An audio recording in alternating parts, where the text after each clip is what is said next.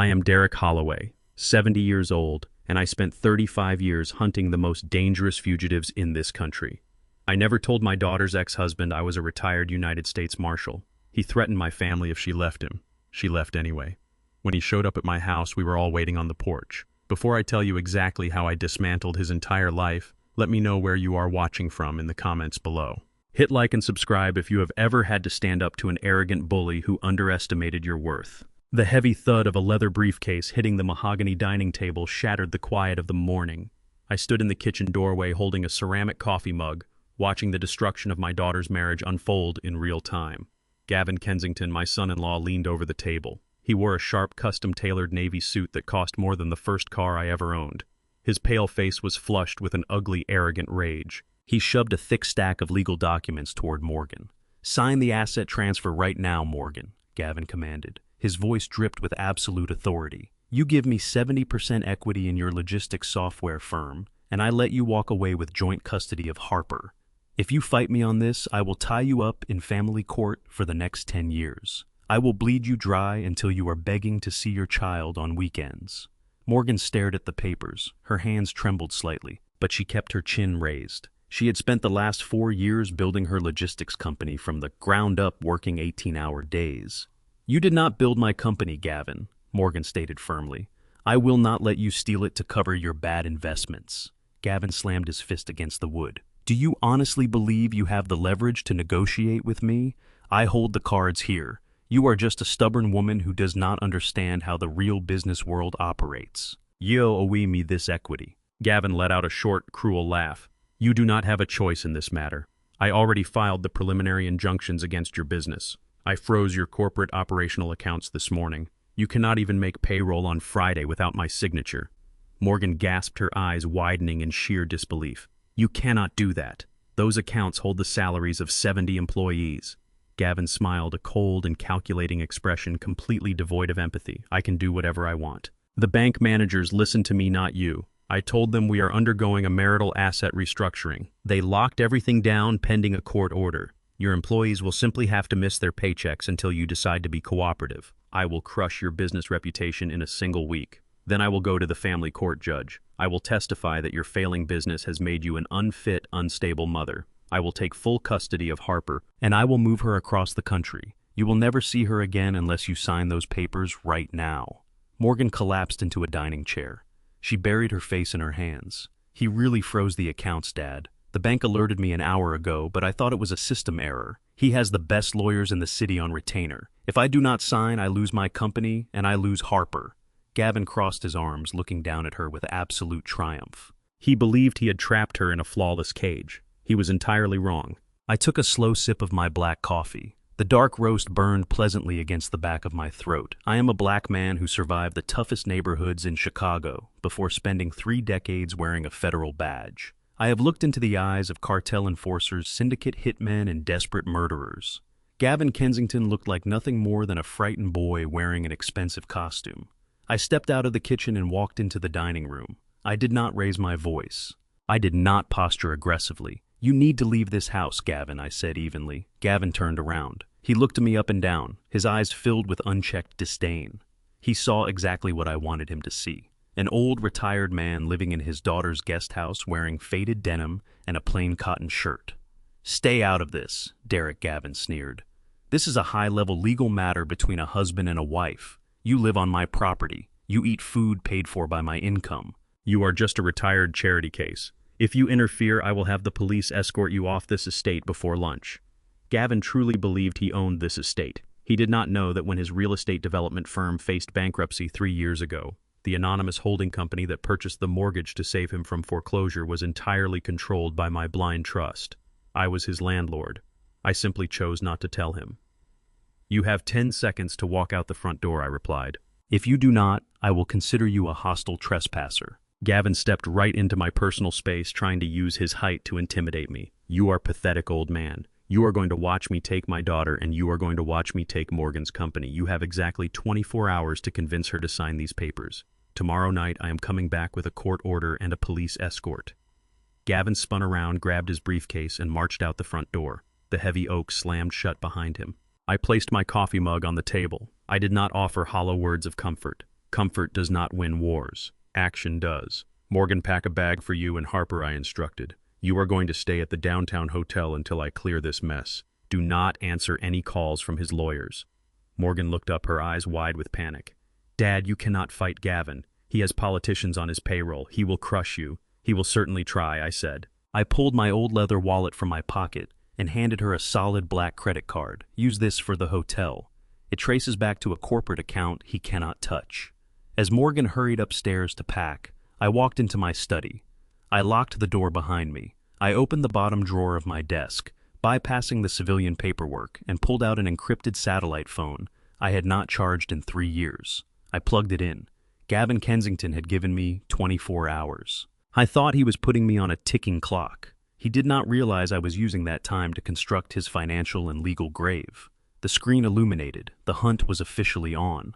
The encrypted satellite phone glowed with a harsh green light in the dimness of my study. I bypassed the standard security protocols and dialed a direct line to Washington. The receiver clicked exactly twice before a voice answered. It was Felix Dawson. We had dismantled 3 international smuggling rings together back when I ran the Chicago field office. He was currently the senior director of federal financial investigations. I did not waste time with pleasantries. I need a shadow trace initiated right this second, Felix. I spoke with the same commanding tone I used during tactical raids. The line went completely silent for a moment. Felix sighed heavily. Derek, you have been off the grid for 3 years. You cannot just call a federal director on a secured line and demand an off-book investigation. I am not asking for a favor, Felix, I replied coldly. A man named Gavin Kensington just threatened my daughter. He illegally froze a corporate operational account, holding the payroll of 70 employees. I want you to pull every wire transfer he has made in the last 36 months. Look for offshore routing numbers. Look for rapid capital movement. Felix hesitated. You are asking me to bypass the federal queue for a domestic dispute. I will not risk my pension because your son-in-law is playing dirty. I leaned forward in my leather chair. Gavin Kensington did not just threaten a civilian. He threatened the family of a retired United States Marshal. You have 1 hour to find the leak in his ship. Once you find it, I am going to sink him completely. I terminated the call before Felix could argue. I placed the phone on my desk. The first domino was officially falling. My office landline began to ring immediately. The caller ID displayed the name of Stuart Vance. He was the cutthroat family lawyer Gavin kept on retainer to intimidate rivals and crush small business owners. I picked up the receiver and listened to him breathe. Mr. Holloway. Stuart spoke with a voice that oozed synthetic politeness. I am calling you as a professional courtesy. Gavin just informed me that Morgan vacated the premises with their child. I strongly advise you to disclose her location immediately. Fleeing with a minor constitutes parental kidnapping across state lines. I have a county judge ready to sign an emergency custody warrant within the hour. I listened to his pathetic attempt at legal intimidation. He sounded exactly like the cartel lawyers I used to interrogate. Stuart, I answered calmly. Did Gavin happen to mention that he illegally froze a corporate operational account without a judicial order? Stuart chuckled softly into the receiver. My client is simply securing joint marital assets to prevent capital flight. It is standard procedure during a hostile separation. Your daughter has become an emotional liability. Now you are going to tell me exactly where she is. She is entirely out of your reach, I stated. And if you attempt to file that custody warrant, you will force me to escalate this situation beyond family court. Stuart laughed again, a harsh, grating sound. You are a retired old man living in a guest house, Derek. You do not have the resources to escalate anything. I am giving you 5 minutes to hand over that child before I send the police to your front door. I let his threat hang in the air for a moment. He was arrogant. Arrogance is always a fatal tactical flaw. I did not raise my voice. I spoke with lethal precision. I am fully aware that you personally notarized the incorporation documents for Gavin's offshore holding companies, Stuart, I said. The line went completely dead. The arrogant chuckling stopped instantly. I knew exactly how these white-collar criminals operated. During my final years in the Marshal Service, I tracked fugitive financiers who hid behind lawyers just like him. They set up shell corporations to hide dirty money. I recognized the exact corporate structure Gavin was using. You are a direct accessory to federal wire fraud, Stuart, I continued. If you send a single police officer to my property, I will personally hand those Cayman Island routing numbers to the Federal Banking Commission. I will ensure they subpoena every single document in your law firm. You will lose your license by Friday. You will be sitting in a federal penitentiary by the end of the month." The silence lasted for 10 excruciating seconds. I could hear his rapid, panicked breathing through the receiver. When Stewart finally spoke, his voice had dropped an octave. It shook with undeniable fear. "Who the hell are you?" Stewart whispered. "I am a father protecting his child," I replied. "You have exactly 10 minutes to unfreeze Morgan's company accounts. If those operational funds are not active by the time I check the banking portal, I make the call." I slammed the phone down onto the receiver. I opened my laptop and loaded the corporate banking portal. I watched the screen intensely. 7 minutes later, the red lock icon vanished. The operational funds were fully restored. I had successfully countered his first attack. I knew the victory was entirely temporary. I had pushed Stewart into a corner and forced Gavin's hand. The encrypted satellite phone vibrated violently against my desk. I answered it immediately. "You were right, Derek," Felix said. His voice was entirely stripped of its earlier casual tone. "Gavin Kensington is not just an arrogant real estate developer. He is running a massive embezzlement scheme. He has been siphoning investor capital and routing it through those offshore shell corporations." "How much money are we talking about?" I asked. $7.5 million, Felix replied. "But there is a massive problem here. The Shell Corporation is directly linked to a money laundering network operated by a violent crime syndicate. Gavin is washing dirty money to cover his failing projects. If he loses Morgan's logistics company, he loses his clean cover business. The syndicate will kill him." The pieces of the puzzle locked together with terrifying clarity. Gavin was not fighting Morgan out of spite. He was fighting for his life. Harper was just a pawn. "Does Gavin know we are tracking his accounts?" I asked. "No," Felix stated. "But if you provoke him, he will not send lawyers. He will send enforcers." "Let him send them," I replied. "Prepare the federal indictment for wire fraud, but do not file it yet. I need him to think he is winning." I terminated the call. The security monitor on my desk flickered to life. The motion sensors at the front gate of the estate had just triggered. A black, heavily tinted sport utility vehicle idled at the edge of the driveway. 2 men stepped out of the vehicle. They wore heavy tactical jackets. They moved with aggressive, coordinated precision. They were not lawyers. They were syndicate problem solvers, and Gavin had just sent them directly to my front door. It was time to go to work. The heavy iron gates at the far end of my driveway did not open, but the security sensors triggered an alert on my phone. A black sport utility vehicle with heavily tinted windows idled just beyond the property line. 2 men stepped out into the pouring rain. They did not look like process servers. They wore dark tactical jackets that poorly concealed the bulk of shoulder holsters. They vaulted over the stone perimeter wall with the clumsy urgency of street enforcers who watch too many action movies. I did not lock the front door and retreat into the house. Retreating surrenders the psychological advantage to the aggressor. I stepped out onto the wide wraparound porch and left the front door wide open behind me. I wanted them to know I had absolutely nothing to hide and nowhere I needed to run. The rain hammered against the wooden steps, but I stayed under the dry awning, waiting in total silence. The 2 men walked up the long gravel driveway. The taller one had a thick scar running down his neck. The shorter one kept his right hand hovering near his waistband. They walked shoulder to shoulder, projecting cheap aggression. They saw a 70-year-old man standing completely alone with his hands resting casually at his sides. They assumed I was an easy target. They did not realize that I had spent my entire adult life waiting on porches just like this one for violent men to make fatal mistakes. I squared my shoulders and stared directly into the eyes of the scarred man. I did not blink. I projected the absolute unyielding authority of a highly trained federal agent who has never lost a standoff. The men stopped at the bottom of the wooden stairs, suddenly hesitating under my cold gaze. "Gavin Kensington sent us to collect some paperwork," the scarred man said. His voice was rough, trying to sound menacing over the sound of the falling rain. "He also said you need to tell us exactly where your daughter took his kid right now." I looked at their boots. They were standing on wet, uneven gravel. The shorter man had shifted his weight onto his back foot, preparing to draw his weapon. It was a terrible tactical stance. During my 35 years leading federal task forces in Chicago, I raided dozens of fortified cartel safe houses.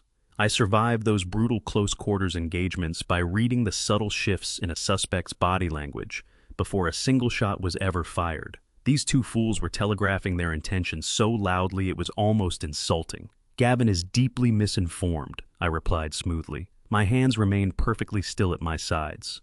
"Morgan is entirely out of his reach. You are currently trespassing on private property, and I strongly suggest you turn around before you get hurt." The arrogant shorter man laughed and took a heavy step onto the first wooden stair. "Listen to me, old man. We do not ask twice. You are going to pull out your phone, call the girl and tell her to come back here immediately. If you make us come inside that house, you are going to fall down these stairs and break your fragile neck." I analyzed the exact distance between his chest and my right hand. It was exactly 3 feet. I thought he controlled the entire interaction because he had a gun tucked into his waistband. He had absolutely no idea that my heavy Federal Service weapon was already fully loaded and holstered securely at the small of my back beneath my warm winter jacket. "I will give you a single final warning," I stated clearly. My voice dropped all pretense of the harmless grandfather. I used the exact razor-sharp cadence I employed when clearing barricaded fugitives. "Turn around, walk back to your vehicle, drive away. If you draw that weapon, you will not leave this estate on your feet." The shorter man cursed loudly. He lunged forward, his right hand ripping the matte black pistol from his waistband. He never completed the motion. I moved with a speed that decades of relentless tactical combat had permanently etched into my muscle memory. I stepped off the porch edge, closing the 3-foot gap instantly. I seized the barrel of his pistol with my left hand, twisting it sharply upward and outward to break his wrist leverage. Simultaneously, I drove the hard palm of my right hand directly into his throat with devastating force. The man choked violently, his eyes widening in sheer shock as his airway compressed. The pistol clattered harmlessly onto the wet gravel. I swept his front leg, dropping him brutally onto his back. He writhed wildly on the cold ground, gasping desperately for air while clutching his crushed throat. The tall, scarred man yelled in panic and reached inside his tactical jacket. I drew my service weapon in a blindingly fast draw stroke. I leveled the glowing tritium sights directly at the dead center of his forehead before his fingers even touched the grip of his gun. "Do not make a tragic mistake today," I commanded. The scarred man froze completely. The freezing rain plastered his hair to his face. He looked at the heavy Federal weapon in my steady hand, then down at his choking partner. He realized instantly that he had blindly walked into a highly calculated fatal trap. "Take your hands out of that jacket very slowly," I instructed. The scarred man raised his empty hands high in the air, surrendering completely to my absolute authority. "Pick up your partner, walk back to the vehicle. You are going to deliver a strict message to Gavin Kensington for me." I kept the weapon perfectly aimed as he dragged his gasping partner up from the gravel. "Tell Gavin that Derek Holloway is tired of his childish games. Tell him that if he ever sends armed men to my property again, I will absolutely not let them leave. Tell him I am coming to dismantle his entire life." The 2 men stumbled back to their black vehicle, completely stripped of their false arrogance. They threw themselves inside, reversed aggressively down the long driveway, and sped away into the stormy morning. I holstered my weapon and picked up the dropped pistol from the stones. The physical threat was neutralized, but the tactical situation had radically deteriorated. Gavin was acting like a panicked animal, which made him highly unpredictable. He had clearly lost control of the syndicate elements backing his crumbling empire. My encrypted phone vibrated loudly in my pocket. I stepped back under the dry porch awning and answered it immediately. "Derek, we have a massive problem," Felix said. His voice was tight with unprecedented urgency. "The local police department just issued an emergency arrest warrant for Morgan, parental kidnapping, and corporate theft." Gavin bypassed his expensive lawyers entirely. He went straight to a corrupt county judge who sits on his direct payroll. "They are tracking Morgan's cell phone signal right now. They are dispatching a fully armed SWAT unit to breach her downtown hotel room." Gavin was using the local police force as his personal hit squad. I grabbed my heavy truck keys. I had to intercept that deadly raid immediately. I grabbed the keys to my heavy reinforced truck from the empty kitchen counter. The storm had intensified, washing the roads in a relentless sheet of freezing rain, but I did not slow down. Gavin Kensington had crossed a dangerous line. Using a corrupt county judge to weaponize a local police department against my daughter was an act of pure desperation. He wanted to use heavily armed tactical officers to rip a child from her mother to secure his own financial survival. I pressed the accelerator to the floor. The heavy diesel engine roared as I navigated the slick city streets, running 3 red lights to reach the downtown district. I pulled my truck aggressively onto the sidewalk directly in front of the luxury hotel where I had hidden Morgan and Harper. The flashing red and blue lights of 6 police cruisers illuminated the pouring rain. I stepped out of the vehicle and walked straight through the revolving glass doors. The hotel lobby was complete chaos. Frightened guests were being shoved behind yellow caution tape. In the center of the grand foyer, a 12-man tactical SWAT unit was actively staging. They wore heavy, dark tactical body armor, Kevlar helmets, and carried compact assault rifles. They were checking their breaching tools and finalizing their stack formation, preparing to storm the elevators and break down my daughter's door. They moved with the adrenaline-fueled urgency of a local team executing a high-risk raid. They thought they were hunting a dangerous corporate fugitive who had kidnapped a child. They had absolutely no idea they were acting as an illegal hit squad for a money-laundering syndicate. I did not break my stride. I walked directly past the nervous uniformed patrol officers and headed straight into the center of the staging area. A young patrol officer yelled for me to stop reaching out to grab my shoulder. I ignored him entirely. I locked my eyes on the tactical commander standing by the elevator banks. He was a massive, broad-shouldered man holding a radio barking orders at his team to prepare the heavy battering ram. I walked right through his defensive perimeter. "Stop right there and put your hands on the back of your head," the tactical commander shouted, dropping his radio and stepping into my path. His hand instinctively dropped to his holstered weapon. I did not stop. I closed the distance between us until I was standing inches from his tactical vest. I reached into my interior jacket pocket with deliberate, visible slowness. I pulled out my worn leather credential case and flipped it open, exposing my heavy silver star. I shoved it directly into his line of sight.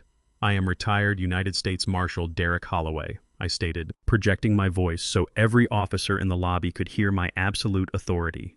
"You are currently interfering with a highly classified federal protection protocol.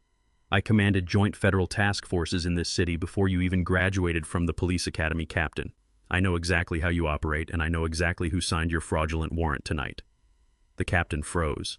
His aggressive posture collapsed instantly under the weight of my psychological dominance. The tactical officers behind him lowered their rifles suddenly, uncertain of their own operational legality. Local law enforcement officers are trained to command civilian spaces, but they are absolutely terrified of stepping on federal toes.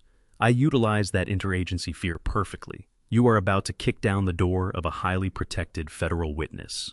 I warned him coldly while maintaining eye contact. "I suggest you listen." I did not give the captain a single second to process his confusion. I overwhelmed him with fabricated federal jargon and pure tactical intimidation. "The woman in that hotel room is the primary asset in a Department of Justice investigation targeting an international money laundering syndicate." I lied flawlessly while looking directly into his eyes. "Her husband, Gavin Kensington, is currently under federal indictment for washing millions of dollars through offshore accounts. He paid a corrupt county judge to issue your arrest warrant tonight to silence her before she testifies before a federal grand jury."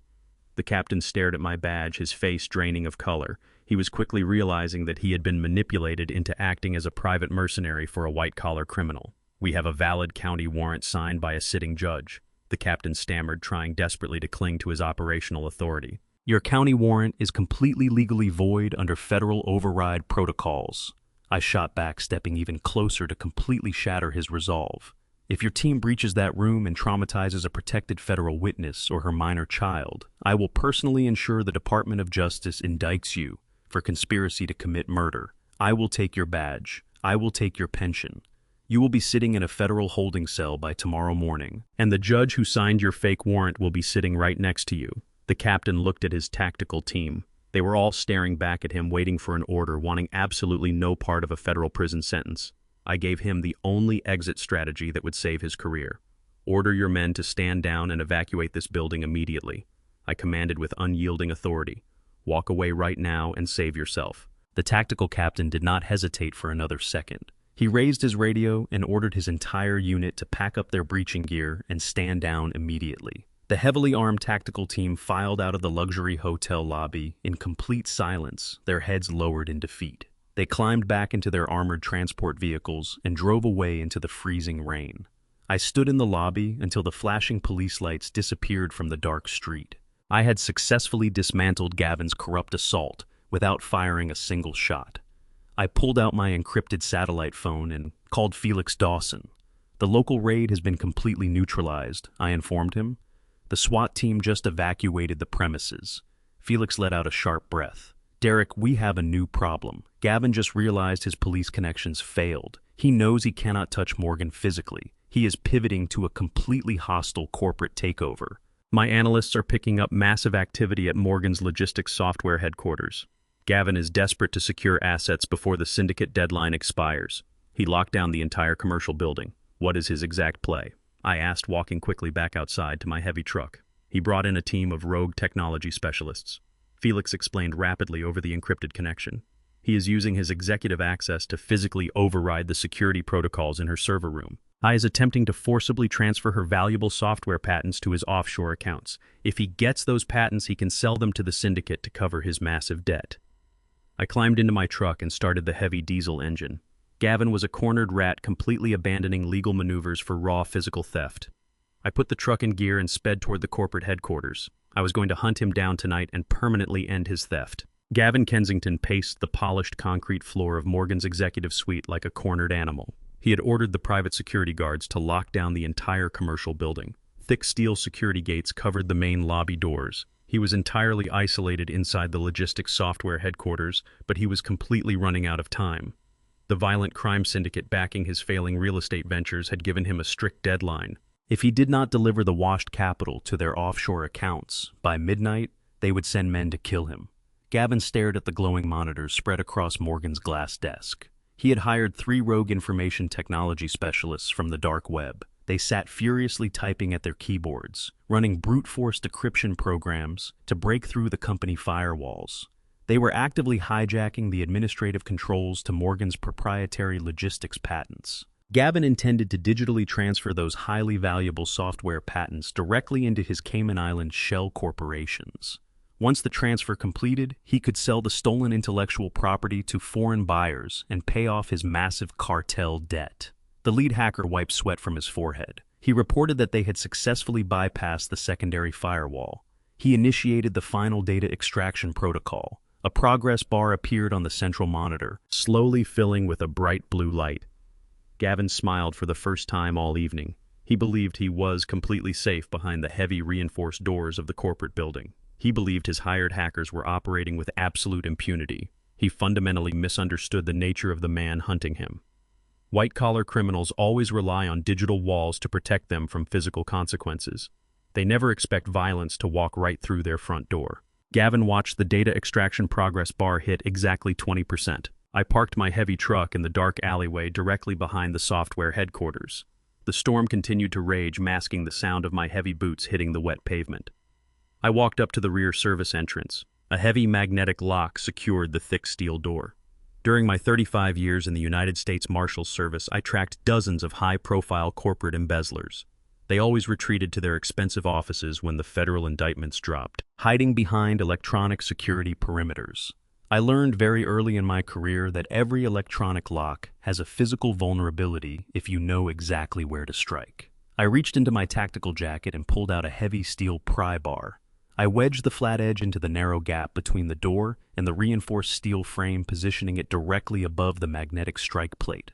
I drove my entire body weight into the pry bar, creating a microscopic gap. I pulled a thin canister of compressed liquid nitrogen from my pocket and sprayed the freezing chemical directly onto the exposed magnetic wiring.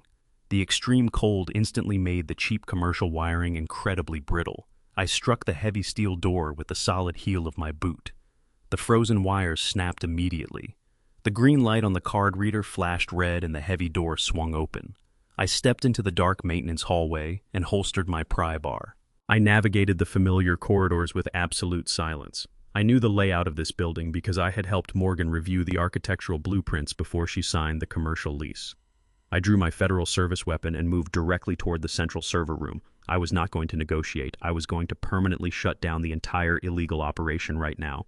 The server room door was propped wide open to combat the immense heat generated by the mainframes. The 3 rogue hackers sat huddled around a portable monitoring station, completely engrossed in the data transfer. The progress bar on their main screen had reached 80%. I stepped into the brightly lit room and racked the slide of my heavy service weapon. The metallic clack echoed violently over the hum of the cooling fans.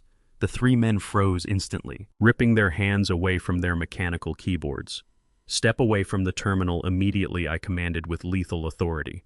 The lead hacker turned his chair around, his eyes wide with absolute panic as he stared down the barrel of my gun. "Who are you?" the youngest hacker stammered, raising his trembling hands into the air. "We were just hired to do a simple data migration job today. You were hired to commit massive corporate espionage," I stated coldly. "Do not attempt to touch another key." I kept my weapon perfectly steady as I walked directly toward the main server rack. I did not need to understand their complicated decryption software. Physical destruction is always faster than digital intervention. I holstered my weapon with my right hand and grabbed the thick bundle of primary fiber optic cables feeding the external network switch. I wrapped the heavy cords around my forearm to secure a solid grip. "What are you doing?" the lead hacker yelled desperately. "That data transfer is nearly complete. If you pull those cables, you will corrupt the entire data packet." "That is exactly the point," I replied. I planted my boots firmly against the steel server rack and pulled backward with all of my physical strength. The heavy cables ripped violently out of their sockets in a bright flash of hot sparks. The monitoring screens instantly flashed red with critical failure warnings. The data transfer crashed entirely. Gavin sprinted into the server room from the adjacent executive office, his face contorted in absolute fury. He looked at the severed cables dangling from my hands and realized his offshore payment was completely gone. "You ruined everything," Gavin screamed, his voice breaking in sheer panic. "The syndicate is going to kill me because of you." I dropped the heavy cables onto the floor and turned to face him.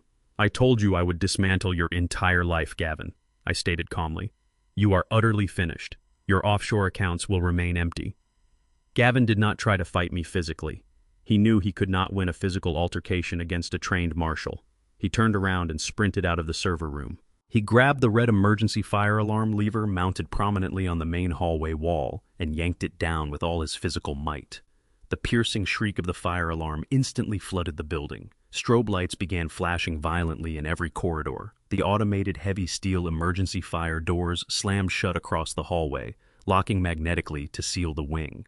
Gavin had intentionally trapped me inside the secure server room block. Through the thick, reinforced glass of the fire door, I watched him rapidly pull out his cell phone. He dialed the local police dispatch. "Yes, I need immediate assistance." Gavin lied frantically into the receiver, watching me with a vindictive smile. "There is an armed intruder actively destroying the server room at my software headquarters. Send every available unit right now."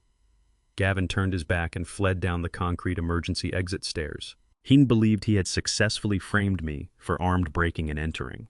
He had just unknowingly initiated the next phase of his own ultimate destruction. Two uniformed local police officers burst through the heavy fire doors of the server room with their service weapons drawn. Gavin had successfully locked me inside with the severed fiber optic cables. I did not resist arrest. Resisting local patrol officers only escalates a volatile situation and provides them with legal justification for physical force. I placed my hands flat against the cold steel of the server rack and allowed them to secure the heavy steel cuffs around my wrists. They marched me out of the corporate headquarters and shoved me into the back of a damp patrol cruiser. We drove through the freezing rain toward the downtown precinct. When the officers hauled me into the brightly lit booking lobby, Gavin was already standing by the intake desk. He wore a dry, perfectly pressed suit. He looked at my handcuffed wrists and smiled with absolute arrogant triumph. He walked directly up to me, ignoring the surrounding police officers. "You are going to die in a county jail cell, Derek," Gavin whispered coldly, ensuring the patrolman could not hear his malicious tone. "You thought you could outsmart me with physical violence.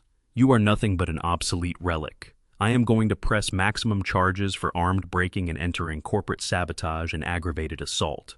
By the time the judge sets your bail, I will have full legal custody of Harper. I will have sold Morgan's software patents to the highest bidder. You failed to protect your daughter."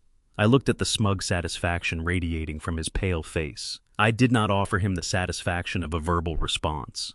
I knew he was celebrating a victory that did not actually exist.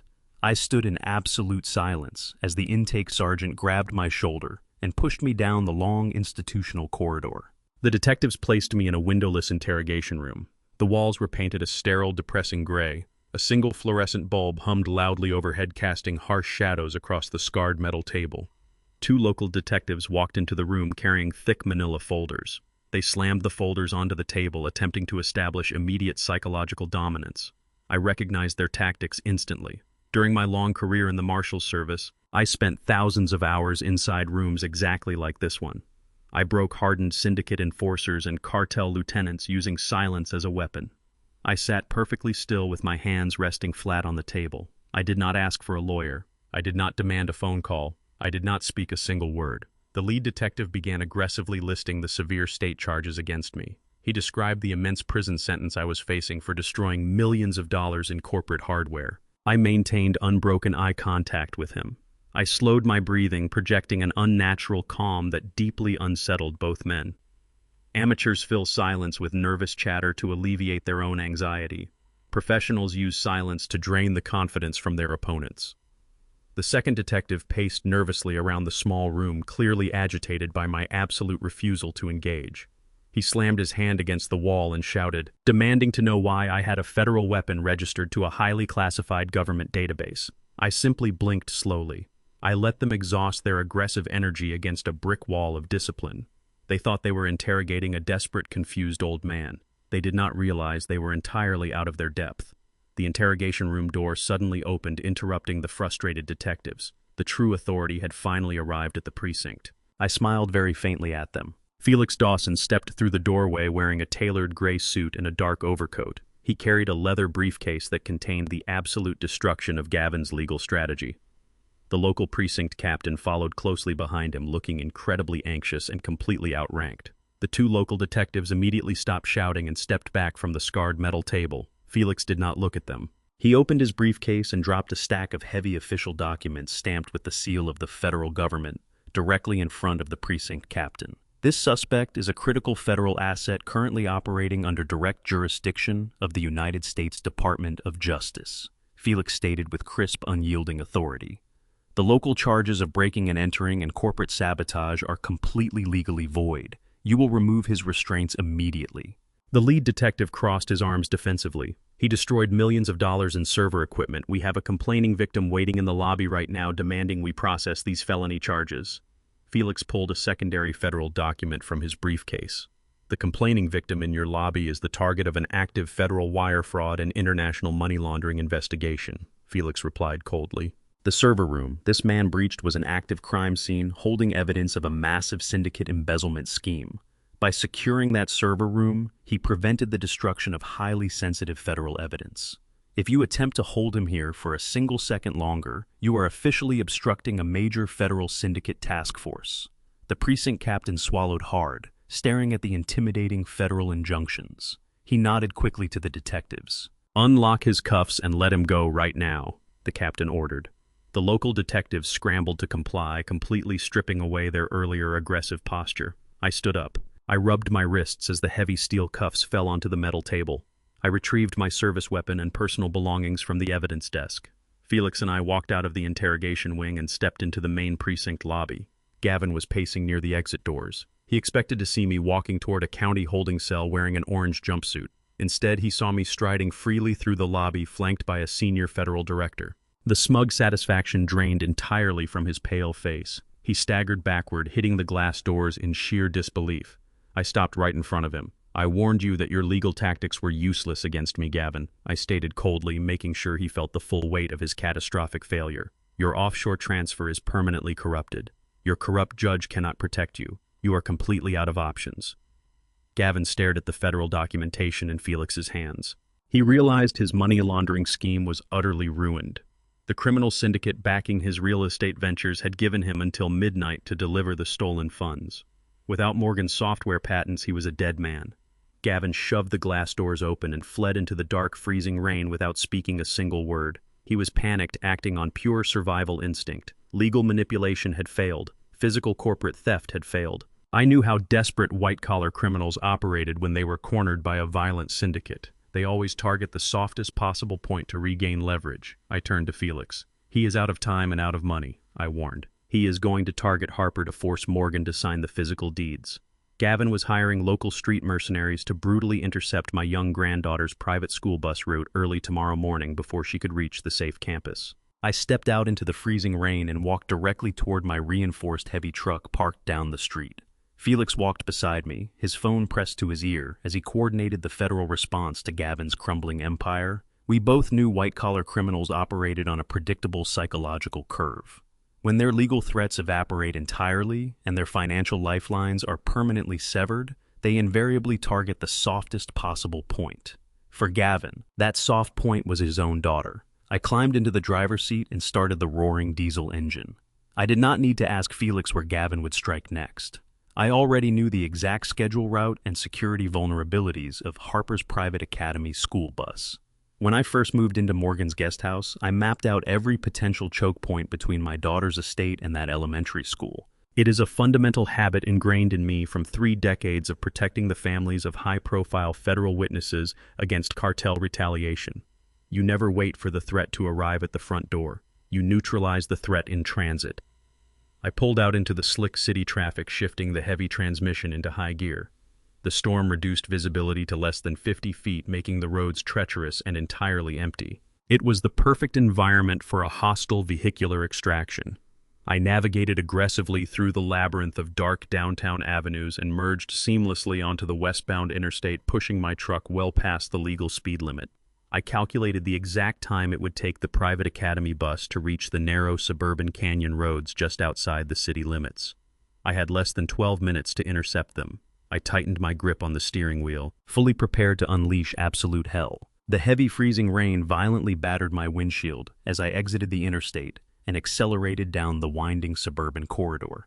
The road was flanked by steep forested embankments, leaving zero room for evasive maneuvers.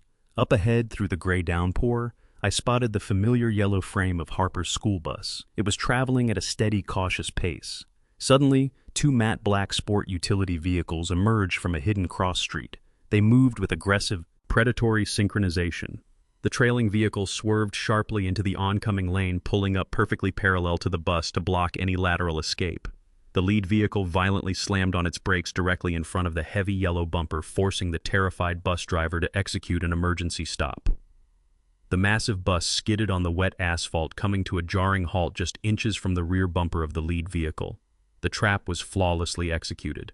They had successfully boxed the target. They did not factor a 70-year-old retired Marshal driving a 5-ton reinforced truck into their tactical equation. I did not touch my brakes. I pressed the heavy accelerator flat against the floorboard. During my years running fugitive extraction task forces, I learned that momentum is the ultimate equalizer in a vehicular ambush. I calculated the exact interception angle required to completely shatter their blockade.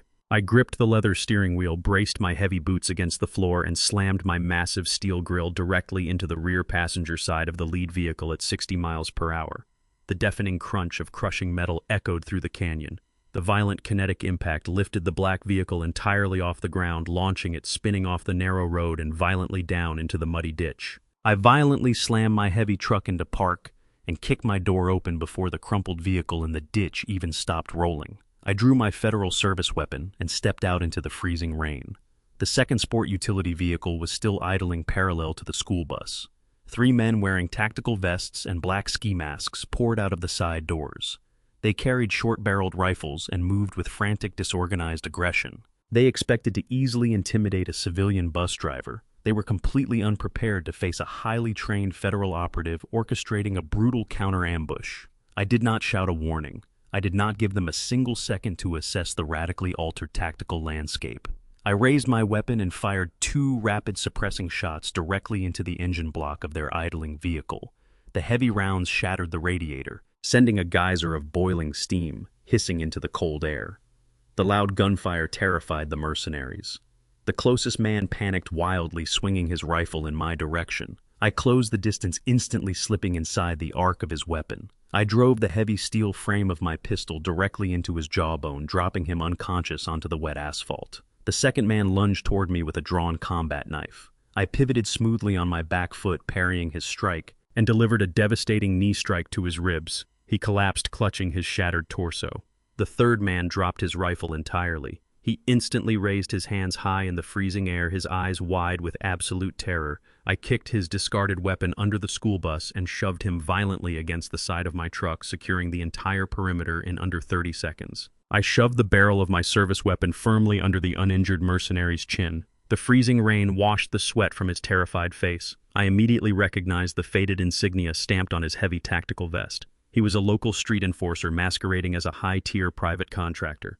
"Gavin Kensington sent you to kidnap a child," I stated coldly, my voice cutting cleanly through the roaring storm.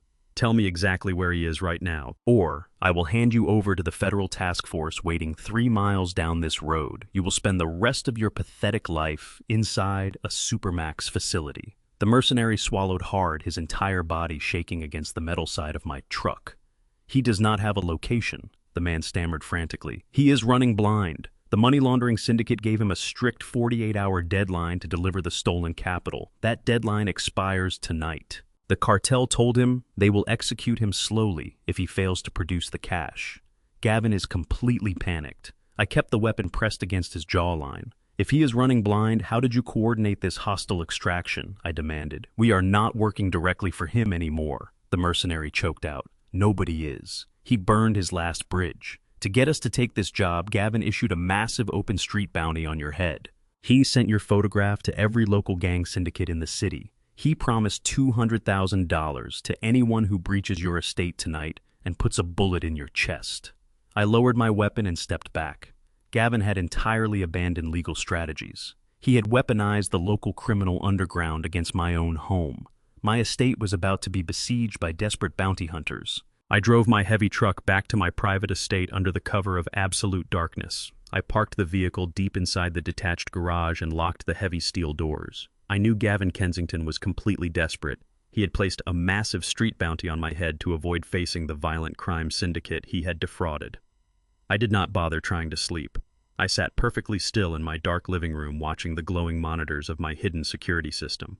The digital clock on the wall shifted to exactly 2 in the morning. The perimeter alarms flashed silently across my screen. The thermal imaging cameras picked up the heat signatures of 5 men moving aggressively through the dense tree line at the eastern edge of my property. They wore dark tactical gear and carried suppressed automatic weapons. These were not the clumsy street enforcers Gavin had sent earlier today. These men moved with the coordinated precision of experienced bounty hunters looking to collect a $200,000 payday. They bypassed the main gate entirely and scaled the stone retaining wall with specialized climbing gear. They fanned out across the manicured lawn, approaching the rear patio doors in a textbook wedge formation. They expected to find an exhausted, frightened old man sleeping soundly in his bed. They believed their silenced weapons and numerical advantage guaranteed a quick, brutal execution. I watched their tactical leader signal his men to stack up against the glass sliding doors. They planted a breaching charge directly over the primary lock. They thought they were initiating a flawless home invasion. They had absolutely no idea they were voluntarily walking into a fortified federal trap explicitly designed by a man who had hunted predators for 3 decades. I stood up silently. I smiled coldly. The muffled explosive charge shattered the glass sliding doors, sending thousands of sharp fragments scattering across my kitchen floor. The 5 bounty hunters stormed into my home with their suppressed weapons raised, sweeping the entryway with mounted flashlights. I did not draw my weapon. Instead, I reached out and pulled the heavy industrial lever I had installed directly on the main electrical breaker panel hidden behind my living room bookshelf. The loud mechanical clack echoed through the space. I plunged the entire estate into absolute suffocating darkness. The tactical flashlights attached to their rifles flickered wildly as the hunters suddenly realized their supreme technological advantage was completely gone. During my extensive career extracting violent fugitives from unlit subterranean smuggling tunnels across the northern border, I learned a vital lesson.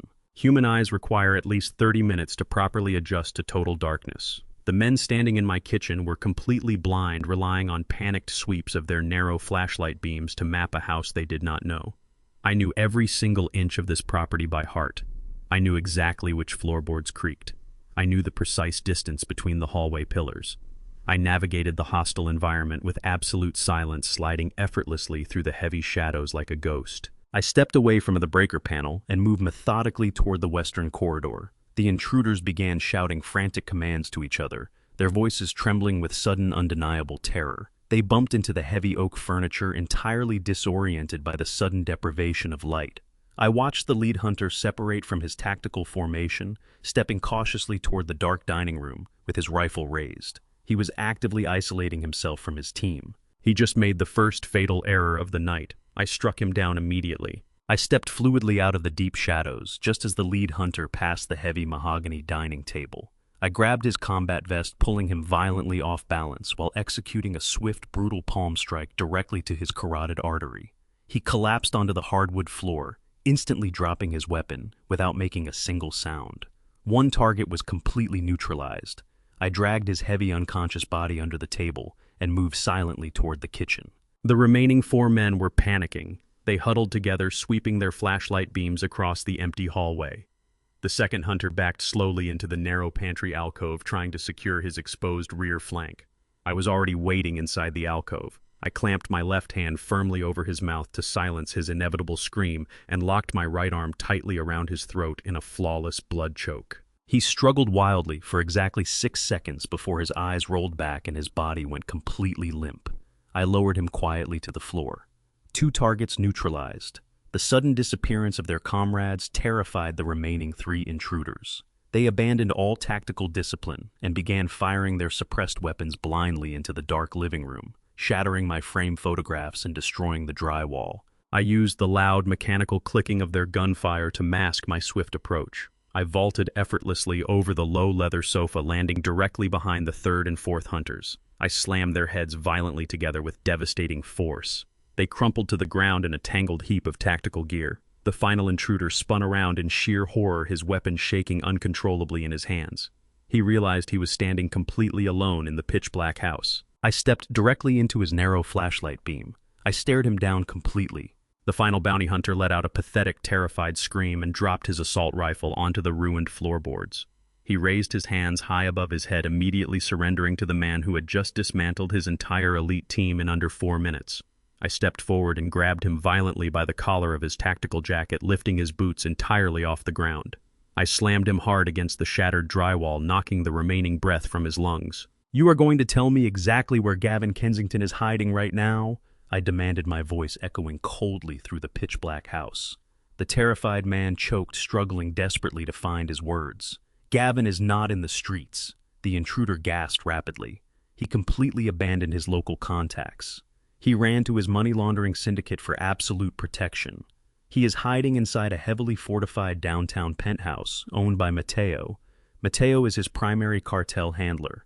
Gavin believes the federal government cannot touch him if he surrounds himself with high-tier cartel security. I dropped the mercenary onto the floor. I pulled a set of heavy zip ties from my pocket and secured his wrists tightly behind his back. I proceeded to quickly secure the other 4 unconscious intruders, ensuring the immediate threat to my home was permanently neutralized. Gavin was a desperate coward, attempting to hide behind the immense violence of a criminal syndicate. He fundamentally misunderstood my operational capabilities. I was not intimidated by a cartel handler hiding in a luxury apartment. I retrieved my encrypted federal satellite phone from my damaged study and called Felix Dawson. "We are moving to the next tactical phase immediately," I instructed my federal contact. "I know exactly where Gavin is hiding today. It is time to completely sever his financial lifeline right now. I am ready. Go now." I secured the 5 syndicate bounty hunters inside my ruined living room and left them for the local authorities. I did not waste time waiting for the police to arrive. I drove my heavy truck straight into the city to meet Felix Dawson. We convened inside a secure federal transit vehicle, parked covertly in a subterranean parking garage beneath the financial district. Felix sat in the back with a glowing laptop resting on his knees. He looked exhausted but entirely focused.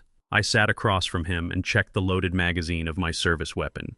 Gavin Kensington was currently hiding inside a fortified luxury penthouse owned by Mateo, a high-ranking syndicate handler. I knew exactly how heavily armed a cartel safehouse would be.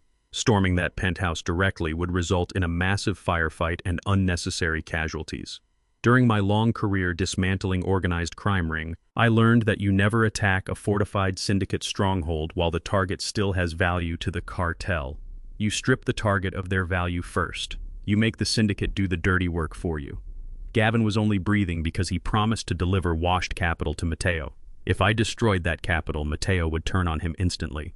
"We are not going to kick down the door to that penthouse today, Felix," I stated clearly, watching the screens illuminate the dark vehicle. "We are going to sever his only remaining lifeline. We are going to strike at the absolute foundation of his power right now. Are you ready to execute the override command?" Felix nodded slowly. He tapped the final sequence into his encrypted federal terminal. "I am completely ready, Derek," Felix replied. "Let us sink this bastard." Felix opened a direct classified gateway to the Federal Banking Commission. He did not need to wait for a judge to sign a warrant. We were operating under an emergency counterterrorism financial protocol, a tool I used extensively when tracking cartel money launderers who attempted to flee across the southern border. Felix uploaded the exact Cayman Island routing numbers we had extracted during the shadow trace.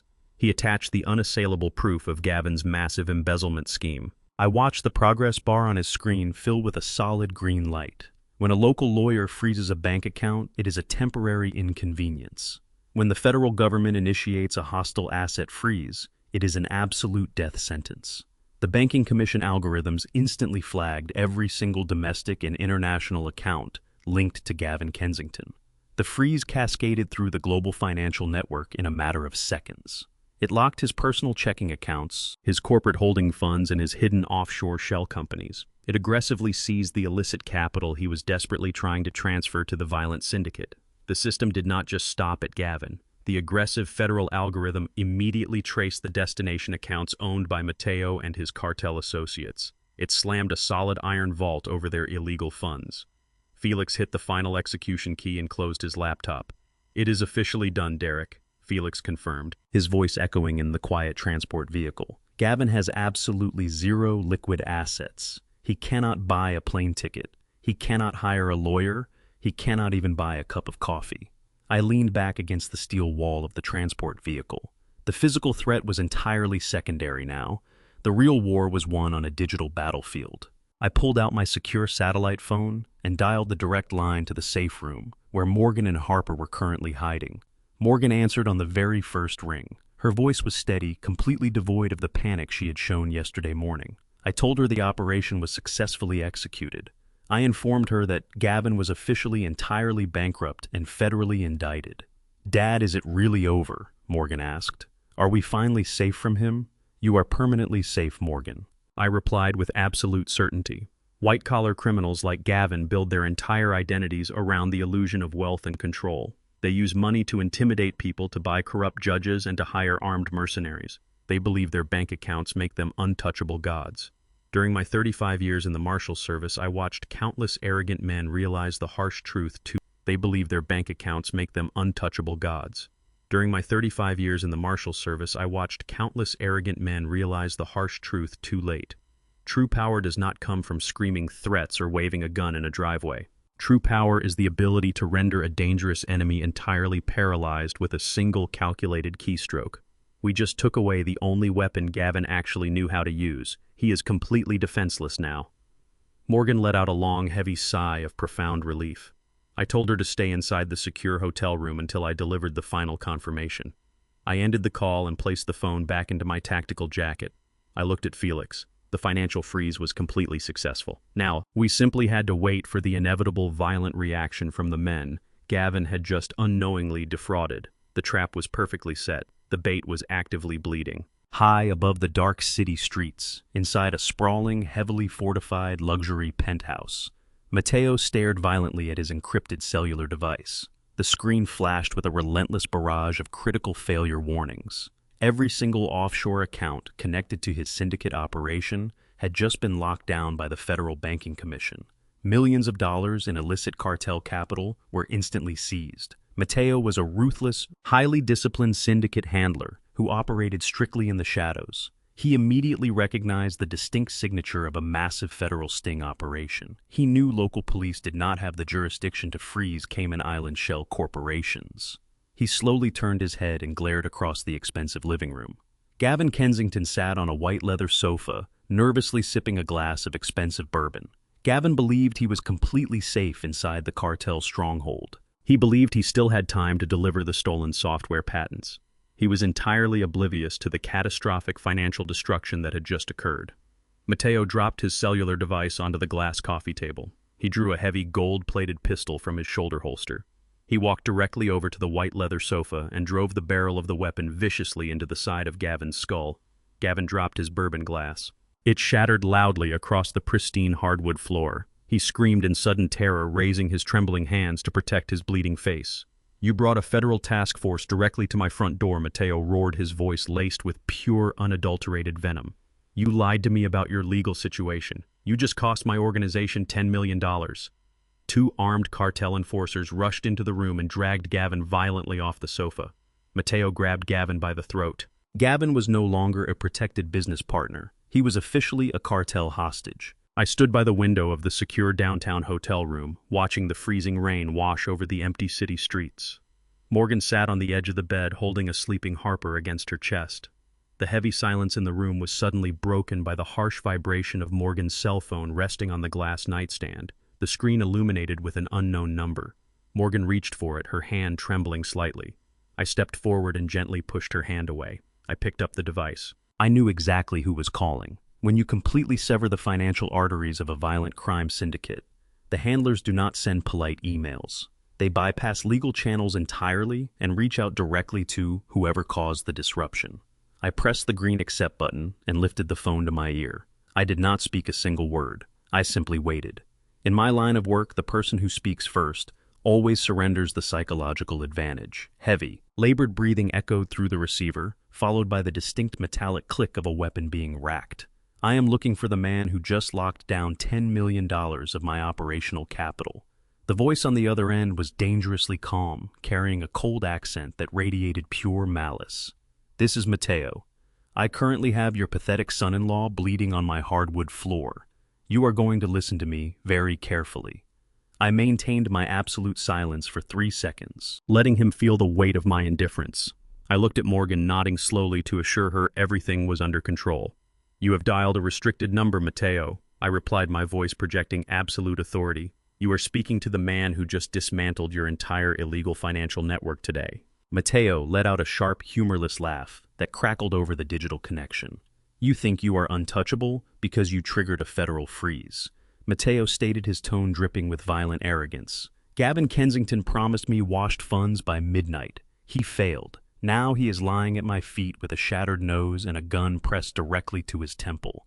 You are going to call your federal contacts right now. You are going to reverse that asset seizure and release my $10 million immediately. If those offshore accounts are not fully active in exactly 10 minutes, I am going to execute your son-in-law on a live video feed and send the footage directly to your daughter.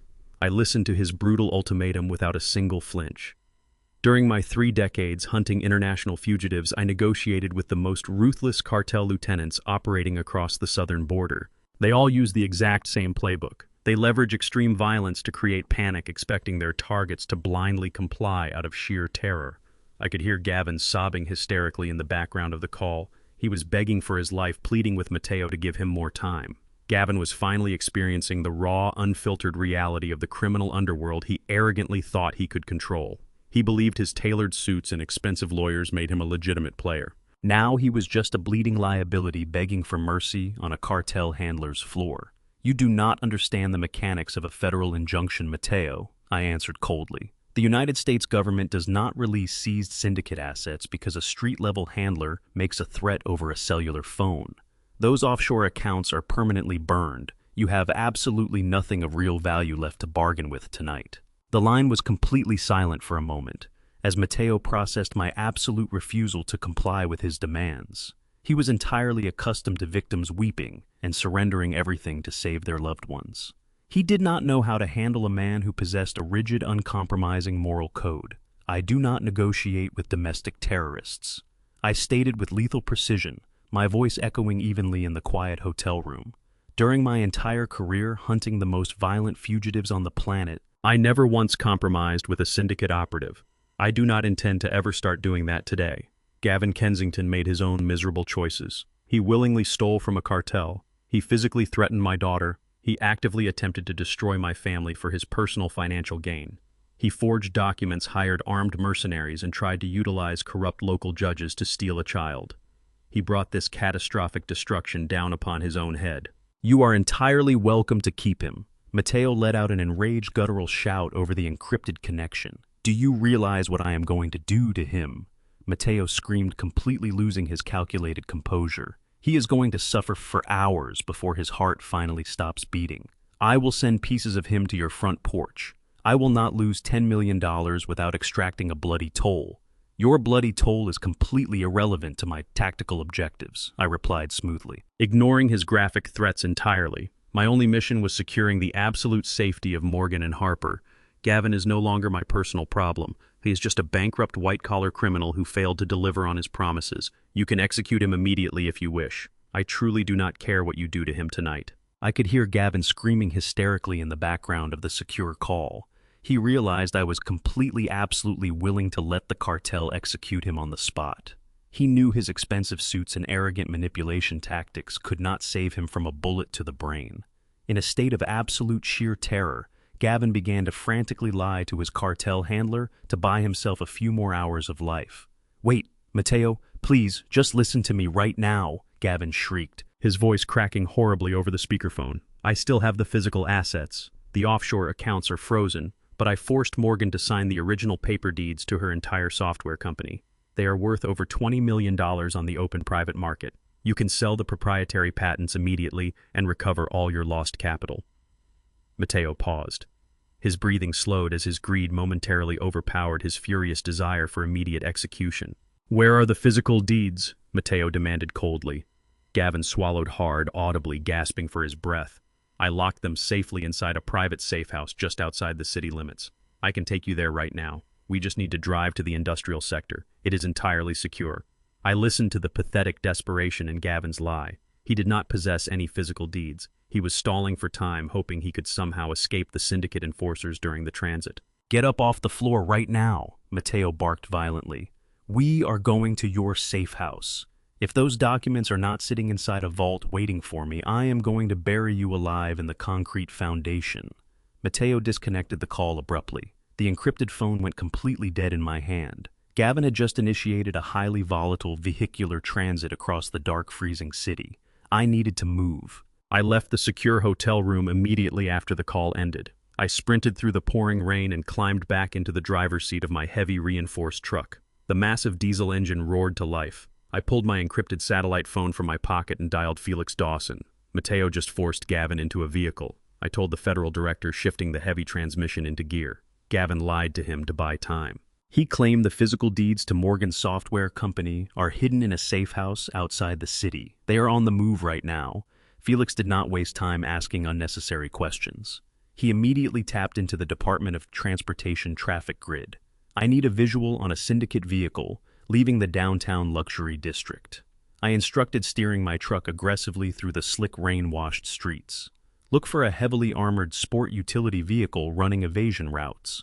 10 seconds later, Felix confirmed the visual. "I have them, Derek," Felix stated over the secure line. "They are heading northbound on the interstate, driving erratically to avoid local police patrols. I am patching the live traffic camera feed directly to your dashboard monitor right now." The glowing screen mounted on my center console illuminated with a series of rapidly shifting camera angles. I watched the dark gray cartel vehicle weaving violently through the sparse midnight traffic. Mateo was driving like a man possessed by pure, unadulterated rage. I pressed the heavy accelerator flat against the floorboard. I merged onto the northbound interstate on-ramp, accelerating well past the legal speed limit. The digital distance marker on my monitor rapidly decreased. I was hunting them down, and I had absolutely no intention of letting them reach their fake destination tonight. The freezing rain battered my windshield as I closed the distance on the interstate. I spotted the dark gray cartel vehicle weaving aggressively through the slick, rain-soaked lanes. I did not turn on my headlights. During my 3 decades in the United States Marshal Service, I executed dozens of high-speed fugitive extractions along the southern border. I learned exactly how to blindside a fleeing target, using the cover of absolute darkness and the immense kinetic energy of a heavy transport vehicle. I accelerated, matching their exact speed perfectly while staying completely hidden in their blind spot. Mateo was pushing the armored vehicle to its absolute mechanical limit, desperate to reach the industrial sector, where he believed the stolen deeds were hidden. He repeatedly checked his rearview mirror for police cruisers, but he was entirely unprepared for a ghost riding in his shadow. I waited for the precise tactical moment. As we approached a steep, unlit overpass, I violently slammed my foot down on the accelerator. My heavy diesel truck surged forward like a missile. I activated my high-beam floodlights at the exact second I pulled parallel to their passenger side doors. The blinding white light flooded the cabin of the syndicate vehicle. I saw Gavin screaming in terror from the back seat.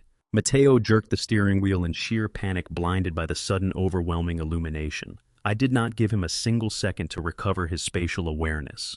I executed a brutal precision intervention technique, commonly known as a pit maneuver. I intentionally drove the reinforced steel grille of my heavy truck directly into the rear quarter panel of the cartel vehicle. The massive impact completely shattered their rear axle traction instantly. The heavy syndicate vehicle lost all forward momentum and began to violently fishtail across the wet pavement. The violent kinetic impact sent the heavy syndicate vehicle spinning wildly out of control across the slick asphalt. Mateo lost all ability to steer the heavy machine. The dark gray vehicle careened violently down a steep, unlit exit ramp, crashing straight through a rusted chain-link fence and skidding into the flooded lot of an abandoned industrial park. The vehicle slammed hard against a crumbling concrete retaining wall, hissing hot steam into the freezing night air. I navigated my truck down the exit ramp with absolute control, parking at a tactical angle to block their only avenue of escape. I kicked my door open and stepped out into the pouring rain, drawing my heavy federal service weapon. I used the reinforced engine block of my truck as hard cover. The shattered doors of the cartel vehicle kicked open. 2 syndicate enforcers stumbled out into the muddy lot. They did not surrender. They raised compact automatic weapons and immediately opened fire. Deafening gunfire ripped through the abandoned industrial park. Heavy caliber rounds sparked violently against the steel frame of my truck and shattered my side mirrors. I remained perfectly calm under the massive suppressing fire. Amateurs waste ammunition by firing blindly into the dark. Professionals wait for a clear, undeniable target. I slowed my breathing, peering through the driving rain. I tracked the bright muzzle flashes of their automatic weapons. I stepped out from behind the engine block and fired 3 precise, controlled shots. The first enforcer dropped his weapon and collapsed into the deep mud, clutching his shattered shoulder. The second enforcer dove behind a rusted shipping container, screaming for cover. The firefight had instantly turned the abandoned lot into a lethal war zone. I maintained my unyielding tactical posture, ready to completely dismantle their remaining defense. I unleashed a relentless barrage of suppressing fire toward the rusted shipping container, completely pinning down the remaining syndicate enforcer. Mateo was trapped inside the smoking wreckage of the crashed vehicle, screaming furious commands that his men could no longer execute. I held my tactical position, maintaining absolute dominance over the battlefield. I reached into my jacket and keyed my encrypted radio, sending my exact coordinates directly to Felix Dawson. A massive fleet of federal tactical units was already speeding down the interstate to secure the perimeter. Amidst the deafening chaos of the gunfight, the rear door of the crashed cartel vehicle suddenly kicked open. Gavin Kensington tumbled out into the freezing rain. He was bleeding from his forehead, his expensive tailored suit completely ruined by mud and shattered glass. He did not try to help Mateo. He did not surrender to me. He operated on pure, cowardly survival instinct. He scrambled frantically away from the crossfire, crawling on his hands and knees toward a secondary syndicate vehicle parked near the perimeter fence. Mateo screamed at him to stop threatening to kill him, but Gavin ignored the violent cartel handler. Gavin smashed the driver's side window of the secondary vehicle with a heavy loose brick, unlocked the door, and threw himself inside. He hot-wired the ignition with desperate speed and slammed his foot on the gas pedal. The vehicle tore through the muddy lot, smashing through the remaining chain-link fence, and disappeared entirely into the dark city streets. Gavin had cowardly abandoned the violent men he hired, leaving Mateo and the syndicate enforcers trapped to face the arriving federal agents alone. The wail of federal sirens echoed loudly down the highway, closing in on the industrial park. Gavin was now a bleeding fugitive, running completely blind. I knew exactly where he would go next. Gavin Kensington was bleeding, terrified, and entirely out of options. He had abandoned his syndicate handlers in a muddy industrial park and fled into the dark city streets with nothing but a stolen vehicle. The federal government had seized his bank accounts. The cartel had issued an active execution order on his head. Any logical man would have driven straight to a police precinct and surrendered to protective custody. Gavin was not a logical man. He was a cornered, white-collar criminal who still believed he could manipulate the legal system to survive. I sat in my parked truck 3 blocks from the county courthouse, tracking the secondary GPS signal. Felix Dawson had piggybacked onto Gavin's stolen cellular device. I watched a small blue dot on my monitor stop moving at the rear loading dock of the judicial building. Gavin had hired a desperate underground document forger with the last of his hidden emergency cash. They bypassed the standard security checkpoints by slipping through a rusted maintenance hatch an hour after midnight. They navigated the dark, silent corridors and broke into the primary records room on the 2nd floor. Gavin believed that if he could physically insert fraudulent court orders into the official filing system before the morning shift arrived, he could regain legal leverage over Morgan. I thought he could use the archaic bureaucracy of the county court to shield himself from a federal manhunt. I stepped out of my truck into the freezing rain. I did not call the local police to report a break-in. Local authorities operate with loud sirens and bright lights. Sirens give a cornered rat time to find an exit. I walked toward the courthouse with absolute silent intent. I was going to shut his legal avenue down personally. The heavy metal door to the records room was slightly ajar. I slipped through the dark hallway without making a single sound. I stood in the absolute shadows just outside the doorframe, watching Gavin and his hired forger work frantically under the glow of a single battery-powered lantern. The records room was a massive cavern of towering steel filing cabinets holding thousands of physical case files. Gavin leaned over a wooden sorting table, breathing heavily as blood dripped from his bruised forehead onto the pristine legal paper. The forger was rapidly stamping official county seals onto a thick stack of fraudulent documents. I watched Gavin aggressively organize the fake mandates. He was attempting to manually file a completely fabricated psychiatric evaluation declaring me entirely mentally incompetent and violently unstable. I was pairing that evaluation with an emergency injunction permanently transferring Morgan's full custody rights of Harper directly to him. His desperate strategy was horrifyingly clear. He intended to use these forged documents to force the local police to arrest me and strip my daughter of her child.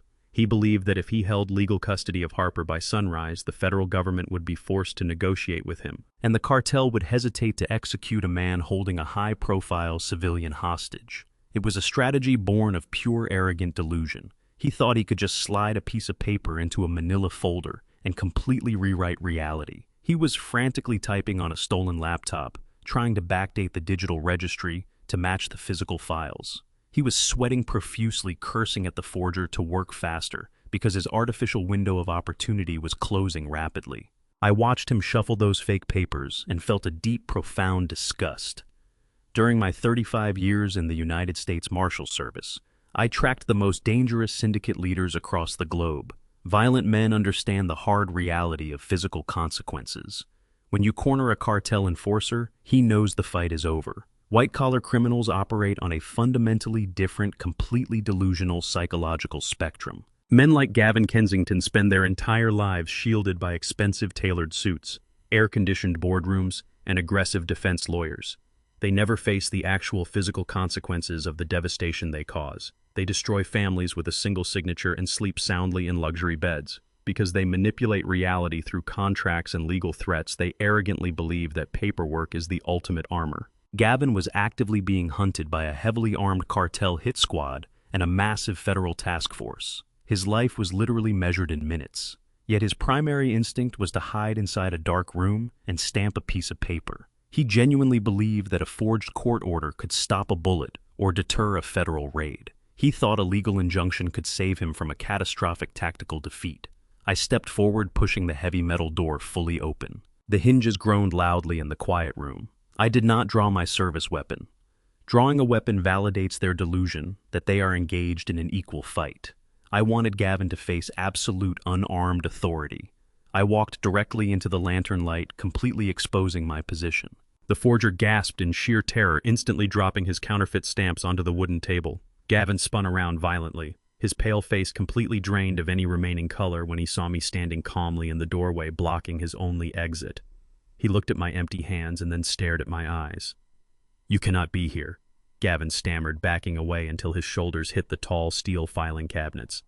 "I lost you on the highway. You are completely out of moves, Gavin," I stated with freezing precision. "Your offshore accounts are permanently seized. The syndicate enforcers you abandoned are currently singing to federal agents. The local police captain you bribed is facing a grand jury indictment. Putting a fake piece of paper into a manila folder is not going to save you from a federal penitentiary." The terrified forger did not hesitate for a single second. He recognized the absolute tactical dominance in the room. He raised his hands high in the air, slowly backing away from the sorting table and dropping to his knees in immediate surrender. Gavin did not surrender. The sheer panic of total defeat completely shattered his fragile corporate facade.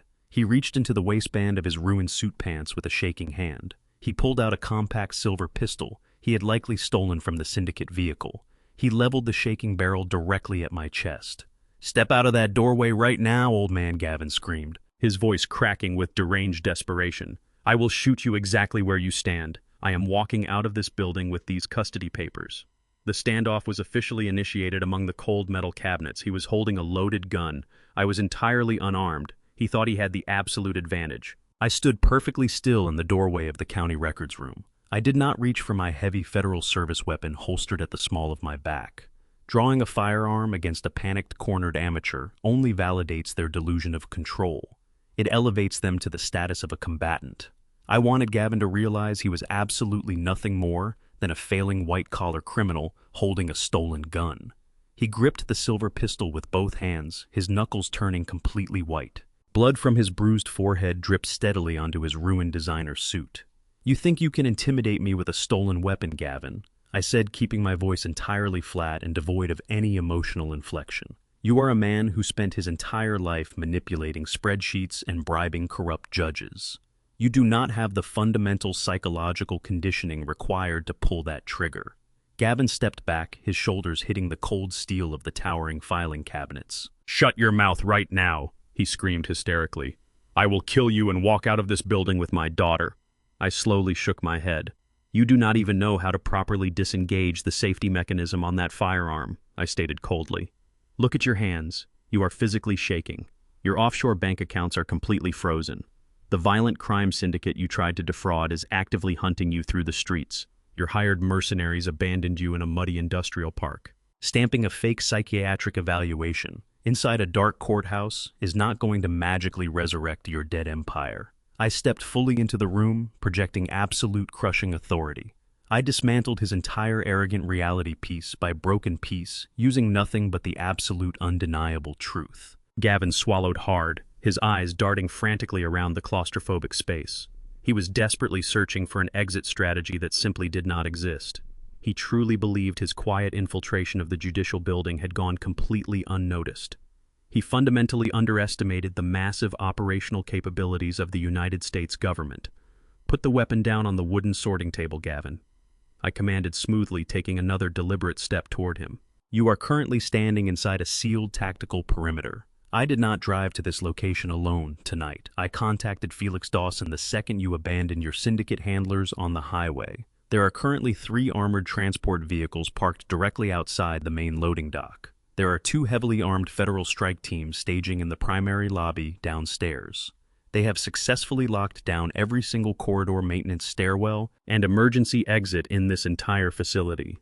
The desperate document forger kneeling on the floor began to sob quietly, realizing his life was entirely ruined. Gavin shook his head violently, refusing to accept his inescapable reality. "You are lying to me," Gavin shouted, his voice echoing off the endless rows of metal cabinets. "You are trying to trick me. You want me to surrender so you can ruin my custody case." I maintained my unbroken, piercing eye contact. "Look out the narrow, reinforced window behind you right now," I suggested coldly. "You will see the red and blue flashing lights reflecting off the wet pavement. You are completely surrounded by highly trained federal operatives holding federal arrest warrants for massive wire fraud and domestic terrorism. You have exactly 30 seconds to lower that silver pistol before a heavily armed tactical unit breaches this door and ends your miserable life." Your pathetic financial manipulation games are officially over. Gavin refused to look out the narrow, reinforced window. His fragile ego could not process the overwhelming magnitude of his absolute failure. He had built his entire identity on the delusion that he was the smartest man in any room. Faced with undeniable tactical defeat, his mind fractured completely. He let out a primal, enraged scream and aggressively leveled the barrel of the stolen silver pistol directly at the center of my chest. "I will never let you win," he roared wildly, his finger tightening dangerously around the heavy metal trigger. "You ruined my business. You stole my child. I am going to end your miserable life right now." I did not flinch. I did not attempt to draw my own weapon. A firearm is completely useless when your opponent already has you centered in their sights. I relied entirely on 3 decades of relentless close-quarters combat training. As Gavin tensed his shoulders to fire the weapon, I exploded forward with blinding, calculated speed. I ducked my torso sharply beneath his line of sight, closing the final 2 feet between us in a fraction of a second.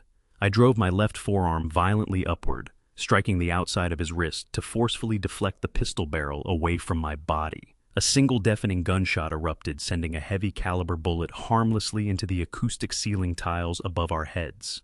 Before Gavin could attempt to realign the weapon, I seized his extended arm with both hands. I executed a brutal, specialized joint manipulation technique, twisting his arm sharply against its natural anatomical rotation. The sickening snap of fracturing bone echoed loudly in the confined records room.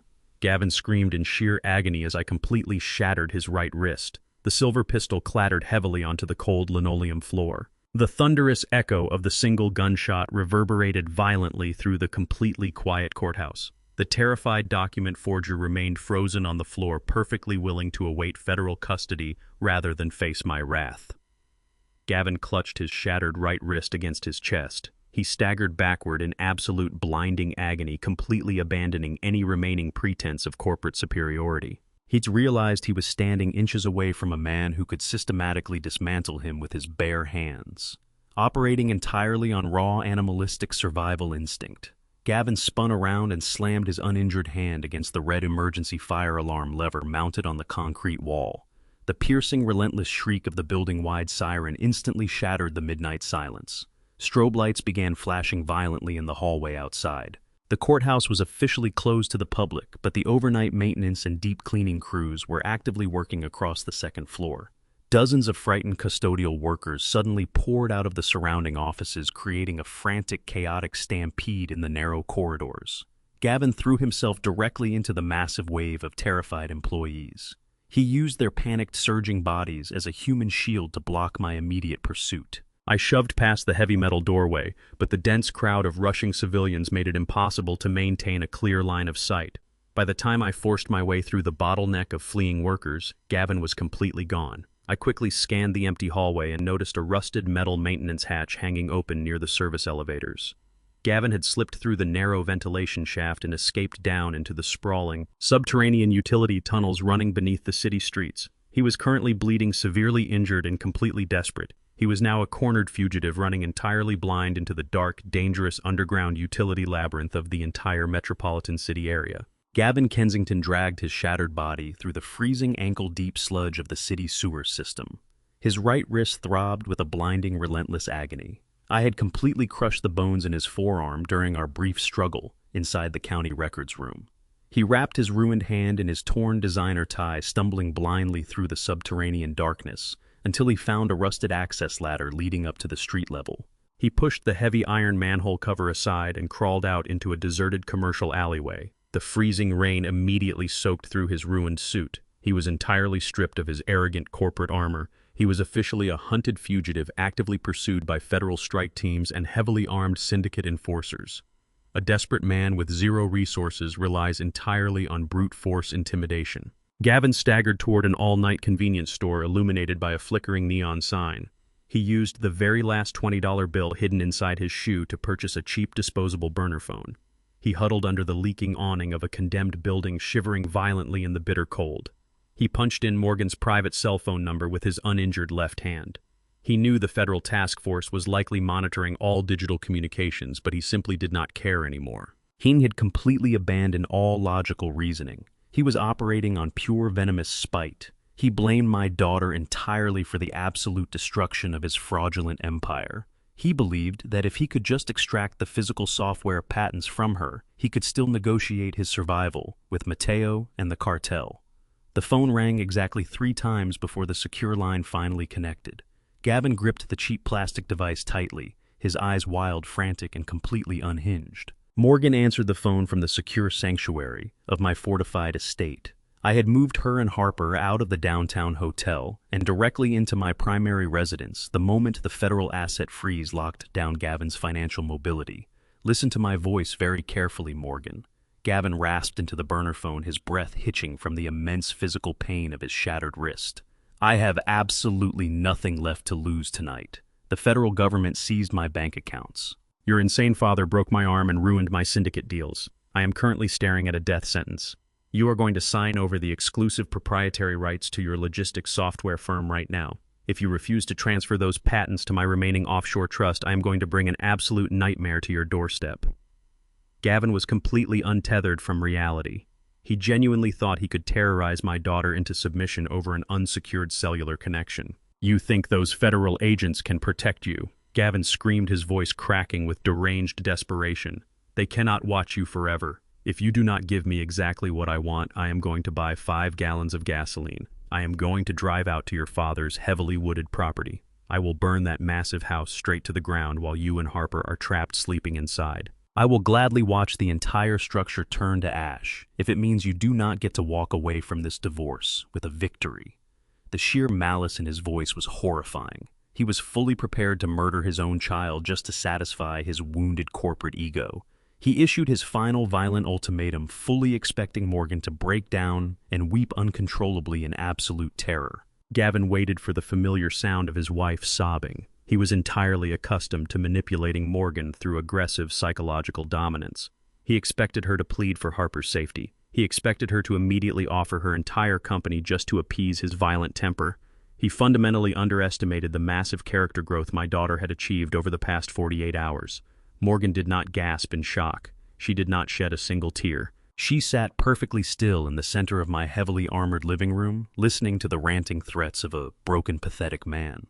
I watched her from across the room. I saw the exact moment the lingering fear completely evaporated from her eyes, replaced by a cold, hardened, tactical resolve. She was no longer a frightened corporate executive fleeing from a corrupt legal system. She was the proud daughter of a United States Marshal, and she had finally recognized her own inherent strength. Morgan lowered the phone from her ear. She did not bother to respond to his deranged threats. She looked directly at me with a profound, unyielding calmness. She simply extended her hand across the coffee table and offered the glowing device to me. She was officially passing the mantle of engagement. She trusted my operational capabilities, implicitly refusing to give her abuser a single ounce of the emotional reaction he so desperately craved. I took the cheap plastic burner phone from her steady hand. I nodded once, silently acknowledging her incredible bravery. She stood up very smoothly, turned her back on the ongoing phone call, and walked upstairs to check on her sleeping child. She had completely dismissed Gavin from her reality. I lifted the phone to my ear, preparing to deliver the final killing blow to his fragile ego. "My daughter Morgan is no longer available to entertain your psychotic delusions, Gavin," I stated, my voice dropping into a lethal, perfectly flat register. I listened to his ragged breathing hitch in sheer terror. He realized he was no longer speaking to his vulnerable wife. He was speaking directly to the man who had just shattered his right wrist inside a county courthouse. "You are a bankrupt, bleeding fugitive attempting to extort a federal task force target. You do not have the logistical capacity to buy a gallon of gasoline, let alone orchestrate an arson attack on a fortified compound." Gavin screamed furiously into the receiver, completely blinded by his mounting hysteria. "I will find a way to destroy you, Derek. I will hire men off the street. I will burn that entire property to the ground." I did not interrupt his pathetic tantrum. I let him exhaust his remaining vocal energy before I delivered my absolute counter-move. "If you want the proprietary signatures for the logistics software company, you do not need to hire street thugs to burn down my home," I replied smoothly, projecting supreme confidence. "I have the physical patent documents sitting right here on my mahogany dining table. I am officially inviting you to come and claim them yourself." The line fell dead silent. Gavin was entirely stunned by my sudden, highly unexpected offer.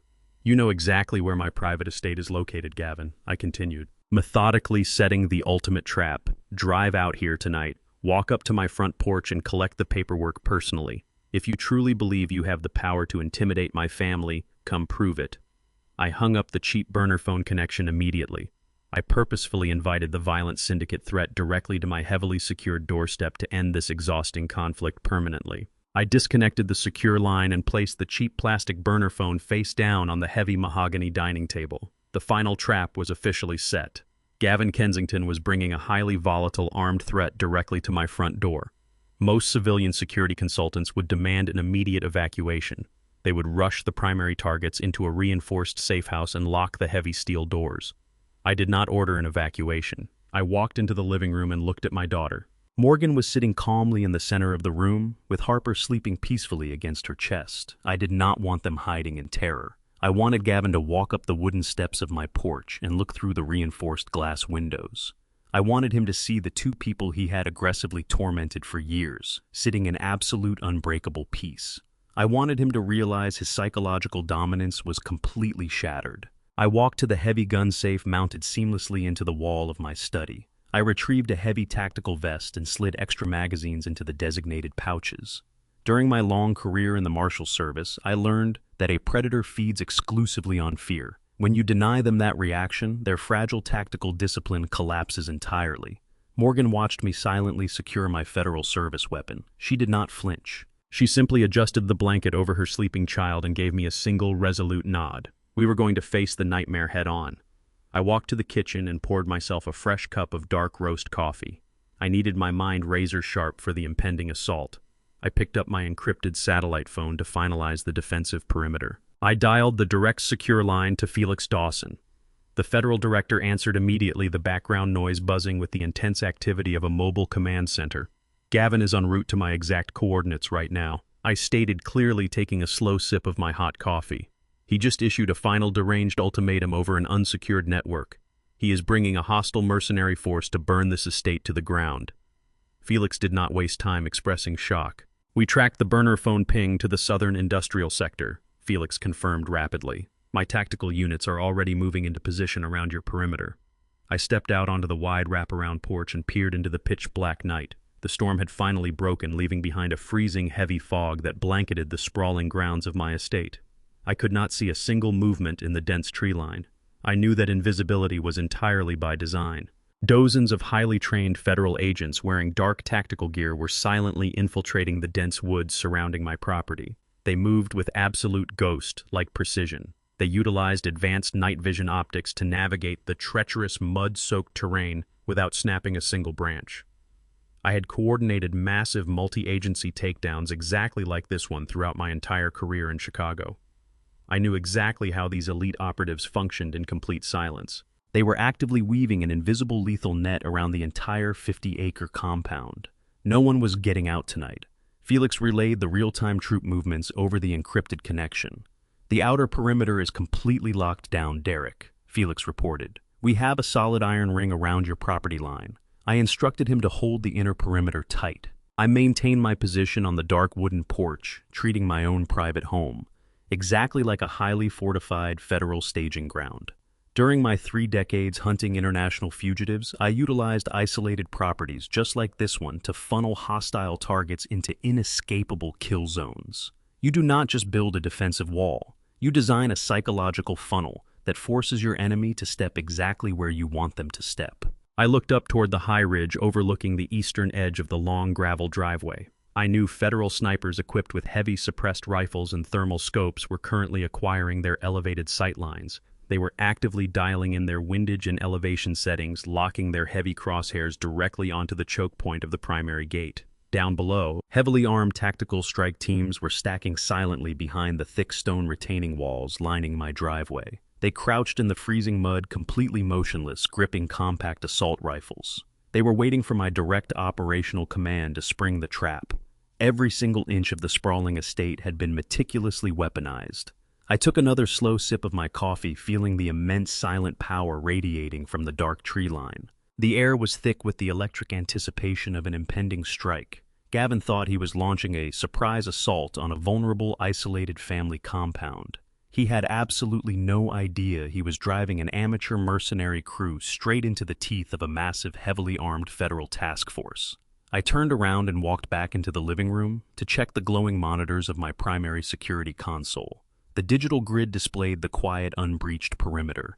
I set my empty coffee mug down hard on the counter. The wait was almost over. The digital security console mounted on the wall suddenly flashed with a bright, relentless crimson light. The silent perimeter alarms had just tripped at the furthest edge of the southern boundary.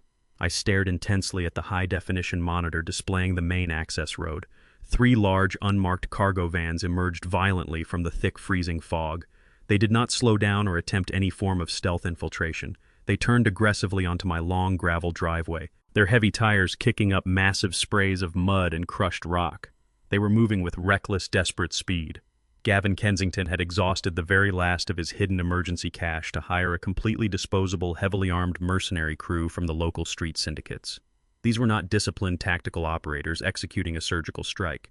These were dangerous, unhinged men promised a massive payday for burning down an estate. The 3 dark vans tore up the winding driveway, their headlights cutting harsh, blinding beams through the lingering fog. I watched their chaotic approach on the security feed and analyzed their fatal tactical errors. They were driving far too closely together in a single tight convoy formation. They were completely exposing their vehicles to the elevated sightlines without checking the dense tree line for counter-ambush units. They were relying on pure adrenaline and the arrogant assumption of overwhelming force. I slowly stepped away from the glowing security monitors and walked back out onto the covered porch. I stood perfectly still in the freezing night air, resting my right hand lightly near my holstered Federal Service weapon. The roar of the heavy van engines grew deafeningly loud as they finally crested the final hill. The hostile threat had officially arrived directly at my doorstep, remaining completely oblivious to the lethal federal net closing tightly around them. The three unmarked cargo vans did not simply park. They slammed their brakes simultaneously upon hitting the circular gravel driveway directly in front of my estate. The heavy tires tore deep trenches into the manicured grass, throwing wet mud across the stone walkway. The side doors of the vehicle slid open violently before the vans even completely settled. 15 men poured out into the freezing fog. They moved with the chaotic, frantic energy of street-level enforcers who believed that pure aggression could substitute for actual tactical training. They wore an assortment of mismatched dark clothing and heavy tactical vests that looked like cheap surplus gear. They carried short-barreled rifles and heavy handguns, keeping their fingers dangerously close to the triggers. They fanned out across my front lawn in a sloppy, disorganized crescent formation. They shouted aggressive commands to one another, their voices echoing loudly against the dense tree line surrounding the property. They were trying to project overwhelming terror. They wanted to ensure that anyone inside the house understood they were completely outnumbered and outgunned. They kicked over the decorative stone planters lining the walkway to establish makeshift cover, severely misjudging the ballistic integrity of hollow concrete. I stood perfectly still on my elevated wooden porch, watching the chaotic deployment unfold beneath the harsh glare of my exterior floodlights. I held my ceramic coffee mug in my left hand. I did not draw my federal service weapon. I simply observed the hostile element intruding upon my home. The mercenaries aggressively pointed their muzzles toward the large bay windows of the living room. They thought they had secured a flawless perimeter block. They had absolutely no idea that their entire disorganized formation was actively being tracked by dozens of high-powered optics completely concealed within the freezing darkness of the surrounding woods. The passenger door of the center van kicked open heavily. Gavin Kensington stepped out into the freezing rain. He looked absolutely unrecognizable from the polished, arrogant corporate executive who had stood in my dining room just 48 hours ago.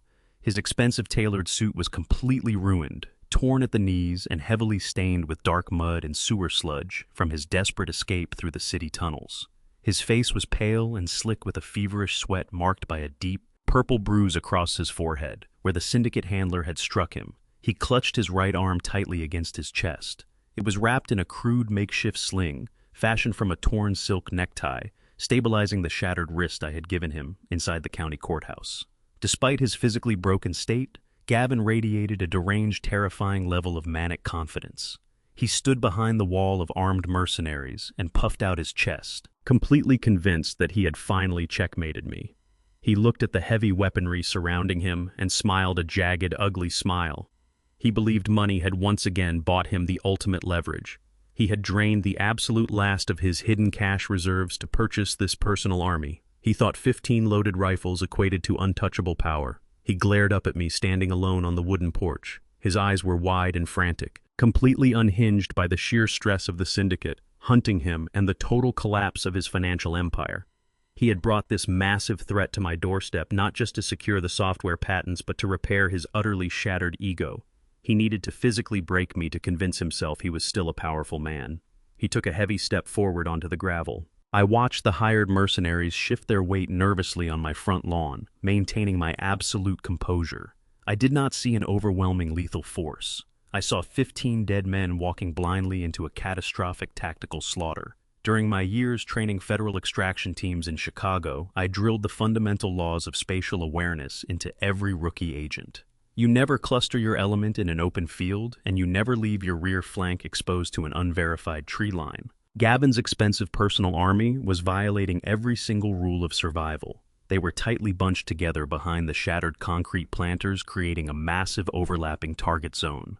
A single coordinated volley from the dark woods would eliminate half of their element before they could even identify the source of the gunfire. They kept their eyes fixed squarely on my porch, completely ignoring the massive expanse of thick pine trees pressing against the eastern and western edges of the driveway. They assumed the dark woods were empty because they lacked the thermal optics required to see the heavily armed federal strike teams currently holding their breath just 50 yards away. I could see the faint invisible laser modules painting the center mass of the mercenary leader. I knew federal snipers had already dialed in their windage, securing clean sight lines directly through the freezing fog. The mercenaries were shouting and posturing, completely unaware that their lives were currently hanging by the microscopic tension of a dozen federal triggers.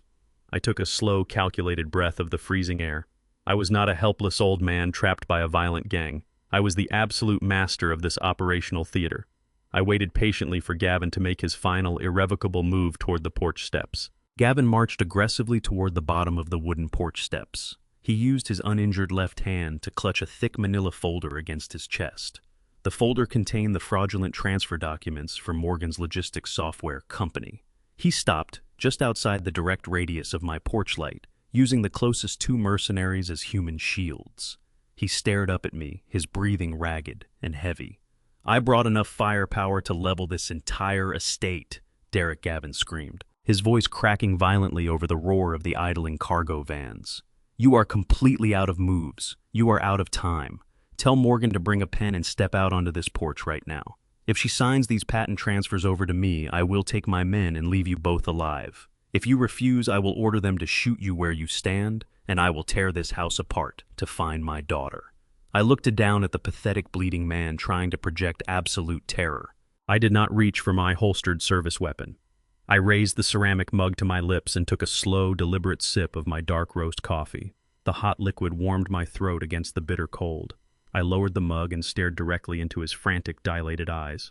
I slowly shook my head. "You do not dictate the terms of engagement on my property, Gavin," I stated with freezing, unyielding authority. "You brought a street gang to a federal staging ground. You have absolutely no idea what is hiding in the dark." Gavin gritted his teeth, his face twisting into an ugly mask of pure rage. He raised his uninjured hand and signaled the lead mercenary to aim his rifle directly at my chest. Gavin halted abruptly at the bottom of the wooden porch stairs. The freezing mud coated his ruined designer shoes. He clutched the manila folder against his chest with his uninjured left hand, while his shattered right wrist remained secured in the crude silk sling. He looked up at the elevated deck expecting to see a family paralyzed by absolute terror. Instead, he faced an impenetrable wall of utter indifference. Morgan sat comfortably in a heavy wooden rocking chair, directly under the warm amber glow of the porch light. She held a thick hardcover book in her lap, calmly turning a page, as if she were enjoying a quiet Sunday afternoon. She did not even bother to glance down at the 15 heavily armed street mercenaries trespassing on our front lawn. Through the massive bay window behind her, Gavin could clearly see his young daughter. Harper sat on the plush living room rug, happily coloring in a notebook entirely insulated from the chaotic nightmare unfolding outside. The reinforced ballistic glass completely soundproofed the interior of the house. Gavin stared at Morgan, his chest heaving with frantic, ragged breaths. He fundamentally could not process her profound tranquility. He had spent his entire marriage utilizing aggressive psychological manipulation to keep her anxious and compliant. Seeing her radiate such impenetrable strength broke the final remnants of his fragile ego. He looked at me standing perfectly still near the porch railing. I held my ceramic coffee mug loosely in my left hand. I did not brandish a weapon. I did not assume a defensive posture. I simply looked down at him with the cold, analytical detachment of a man watching a trapped rodent pace inside a cage. We had entirely stripped him of his power. Gavin completely lost his grip on reality. His face contorted into a hideous mask of pure, unadulterated venom. He aggressively waved the manila folder in the freezing night air. "Sign the intellectual property transfers right now, Morgan." Gavin screamed, his voice cracking violently under the immense strain of his panic. "I brought an army to your front door. If you do not walk down these steps and sign away the logistics software company, I will order these men to execute your father where he stands." The street mercenaries tightened their grips on their cheap rifles, shifting nervously on the wet gravel. They were entirely oblivious to the federal snipers currently tracking their every movement from the dark tree line. Morgan did not flinch. She gracefully closed her hardcover book, placed it on the small table beside her rocking chair, and offered Gavin a look of profound pity. She did not speak a single word to him. She simply folded her hands in her lap. I stepped away from the porch railing and stood to my full imposing height. I placed my ceramic coffee mug down on the wooden ledge. I looked directly into Gavin's frantic, bloodshot eyes. "You do not possess an army, Gavin," I stated with lethal, uncompromising authority. "You possess 15 desperate amateurs who are currently standing in an open field without any tactical cover. You dragged these ignorant men into a federal kill zone because your massive ego could not accept a financial defeat." Gavin sneered, gesturing wildly to the armed men flanking him on the grass. "They have automatic weapons, you arrogant old fool," he roared, spitting blood onto the gravel. "You are entirely unarmed. You have exactly 10 seconds to surrender before they open fire. I looked down at the broken, bleeding white-collar criminal standing in my driveway. I decided to completely shatter his false reality before the federal trap officially sprang shut. You have never been in control of anything, Gavin. I delivered the words with freezing precision, ensuring each syllable cut deeply into his fractured psyche. You built your entire identity on the delusion of corporate superiority. You thought you were a brilliant real estate developer. You were nothing but a heavily subsidized liability. Gavin frowned, genuine confusion temporarily overriding his rampant hysteria. What are you talking about? Gavin stammered. 3 years ago, your flagship commercial development faced absolute bankruptcy. I continued relentlessly dissecting his entire life. The banks initiated foreclosure. A private anonymous holding company swooped in and purchased your massive debt, allowing you to keep your lavish lifestyle. You thought you secured a miraculous venture capital bailout. You did not secure a bailout. You secured a lifeline from my personal blind trust. I bought your debt, Gavin. I own your commercial properties. I own the very desk you sit behind. I quietly paid for your arrogance because I wanted to ensure my daughter and my granddaughter had a stable environment. I subsidized your pathetic illusion of success. The blood drained entirely from Gavin's face. His mouth opened, but no sound emerged. He staggered backward, his ruined designer shoes slipping in the freezing mud. He suddenly realized that his entire empire, his wealth and his status were completely fabricated. He had spent years belittling me as a helpless retired man, completely unaware that I was the sole architect of his financial survival. He was nothing but a fragile tenant living inside a corporate fortress that I entirely controlled. The absolute truth crushed him completely.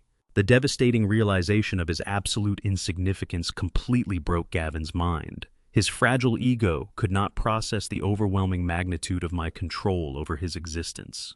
He refused to accept that a 70-year-old black man he had relentlessly mocked was the actual master of his entire world, operating on pure spiteful malice. Gavin turned wildly toward the disorganized line of street mercenaries. "Raise your weapons right now!" Gavin screamed frantically, pointing his uninjured hand directly at my chest. "Shoot him!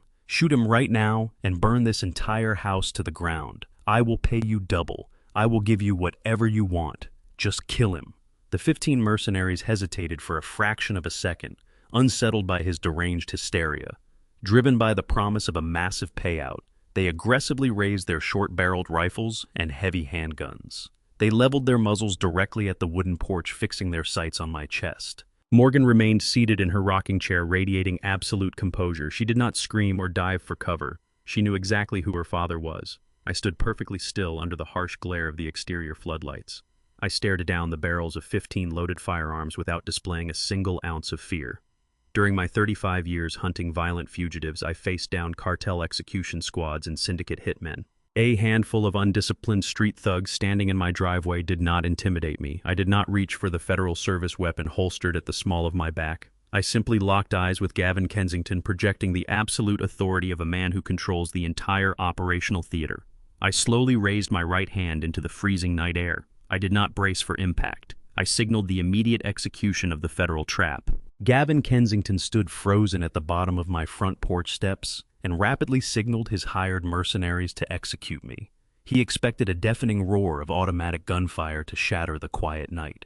He expected to watch me collapse onto the wooden floorboards. He received a blinding flash of absolute tactical superiority instead. I raised my right hand into the freezing air. The entire perimeter of my estate instantly erupted into coordinated, overwhelming action. Dozens of brilliant red laser sights simultaneously pierced the thick winter fog.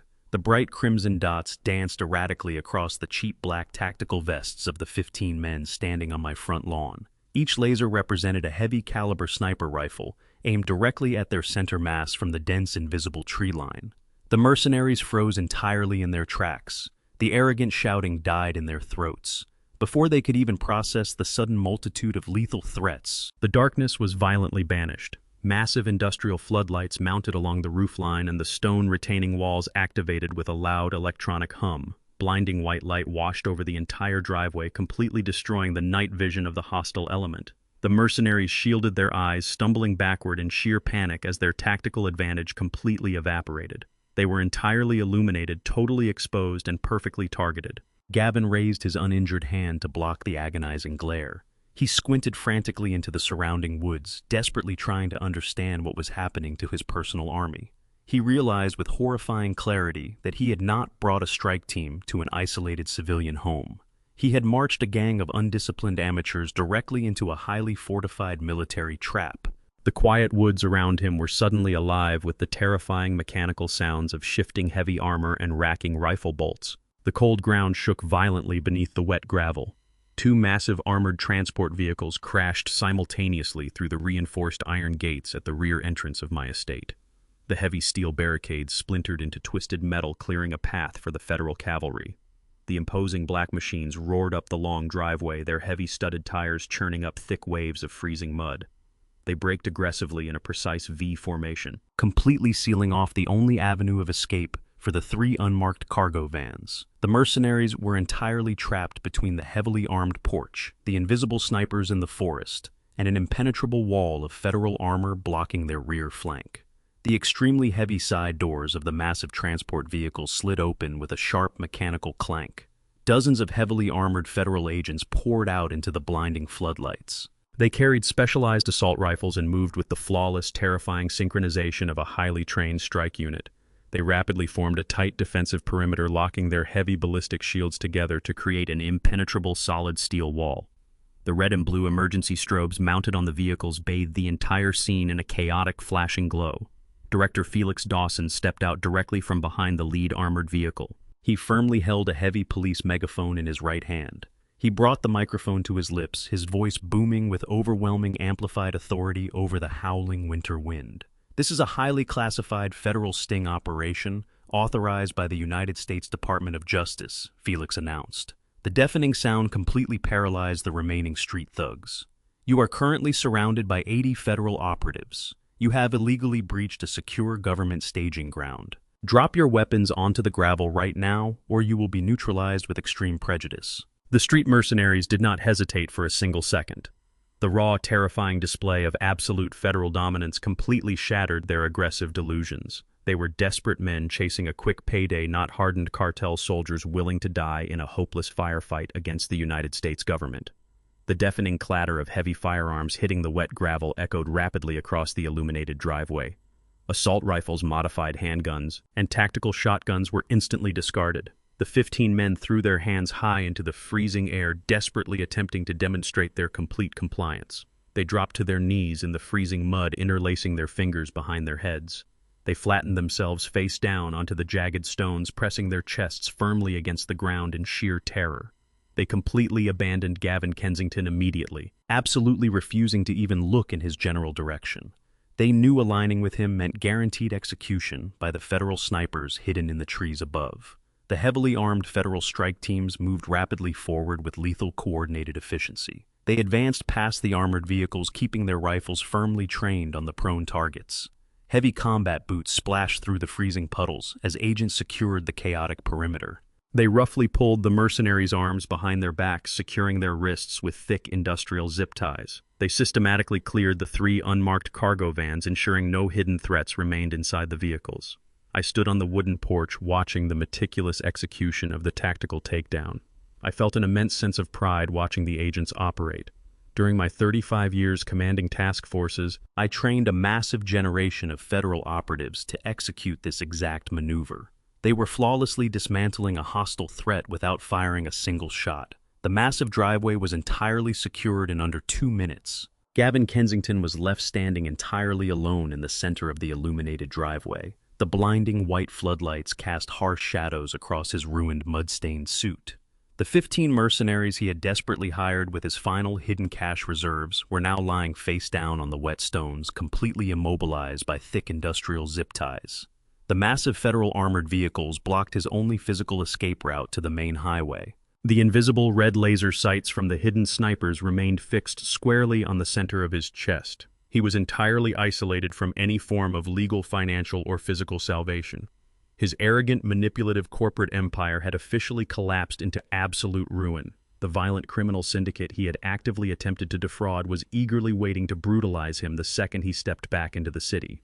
The United States federal government had successfully surrounded him with 80 heavily armed tactical operatives. He had absolutely nowhere left to run, nowhere left to hide, and nobody left to deceive. The heavy manila folder containing the fraudulent transfer documents slipped from his uninjured left hand. The papers scattered across the freezing puddles, instantly ruined by the heavy rain. Gavin stared wildly at the dozens of federal agents securing the perimeter around him. His breathing became incredibly shallow and frantic as the horrifying reality of a 40-year federal prison sentence finally penetrated his delusional mind. His fragile knees simply buckled under the immense crushing weight of his catastrophic failure. He collapsed heavily onto the jagged gravel, dropping his head in total defeat. I stood perfectly still on my elevated wooden porch. I took a final slow sip of my dark roast coffee. The hostile threat was entirely neutralized. I placed my mug down on the railing. It was time for me to walk down those steps and personally deliver his final judgment. I stepped forward. The heavy wood of the porch stairs creaked slightly under my boots as I descended into the freezing rain. The harsh white floodlights illuminated every single drop of water falling around us. Gavin knelt in the freezing mud, completely broken. The arrogant corporate executive who had stormed into my dining room 48 hours ago was entirely gone. His expensive suit was shredded. His face was bruised and bleeding. He looked past me, his wild, frantic eyes searching desperately for Morgan. She stood near the edge of the porch, looking down at him with absolute impenetrable calm. "Morgan, please."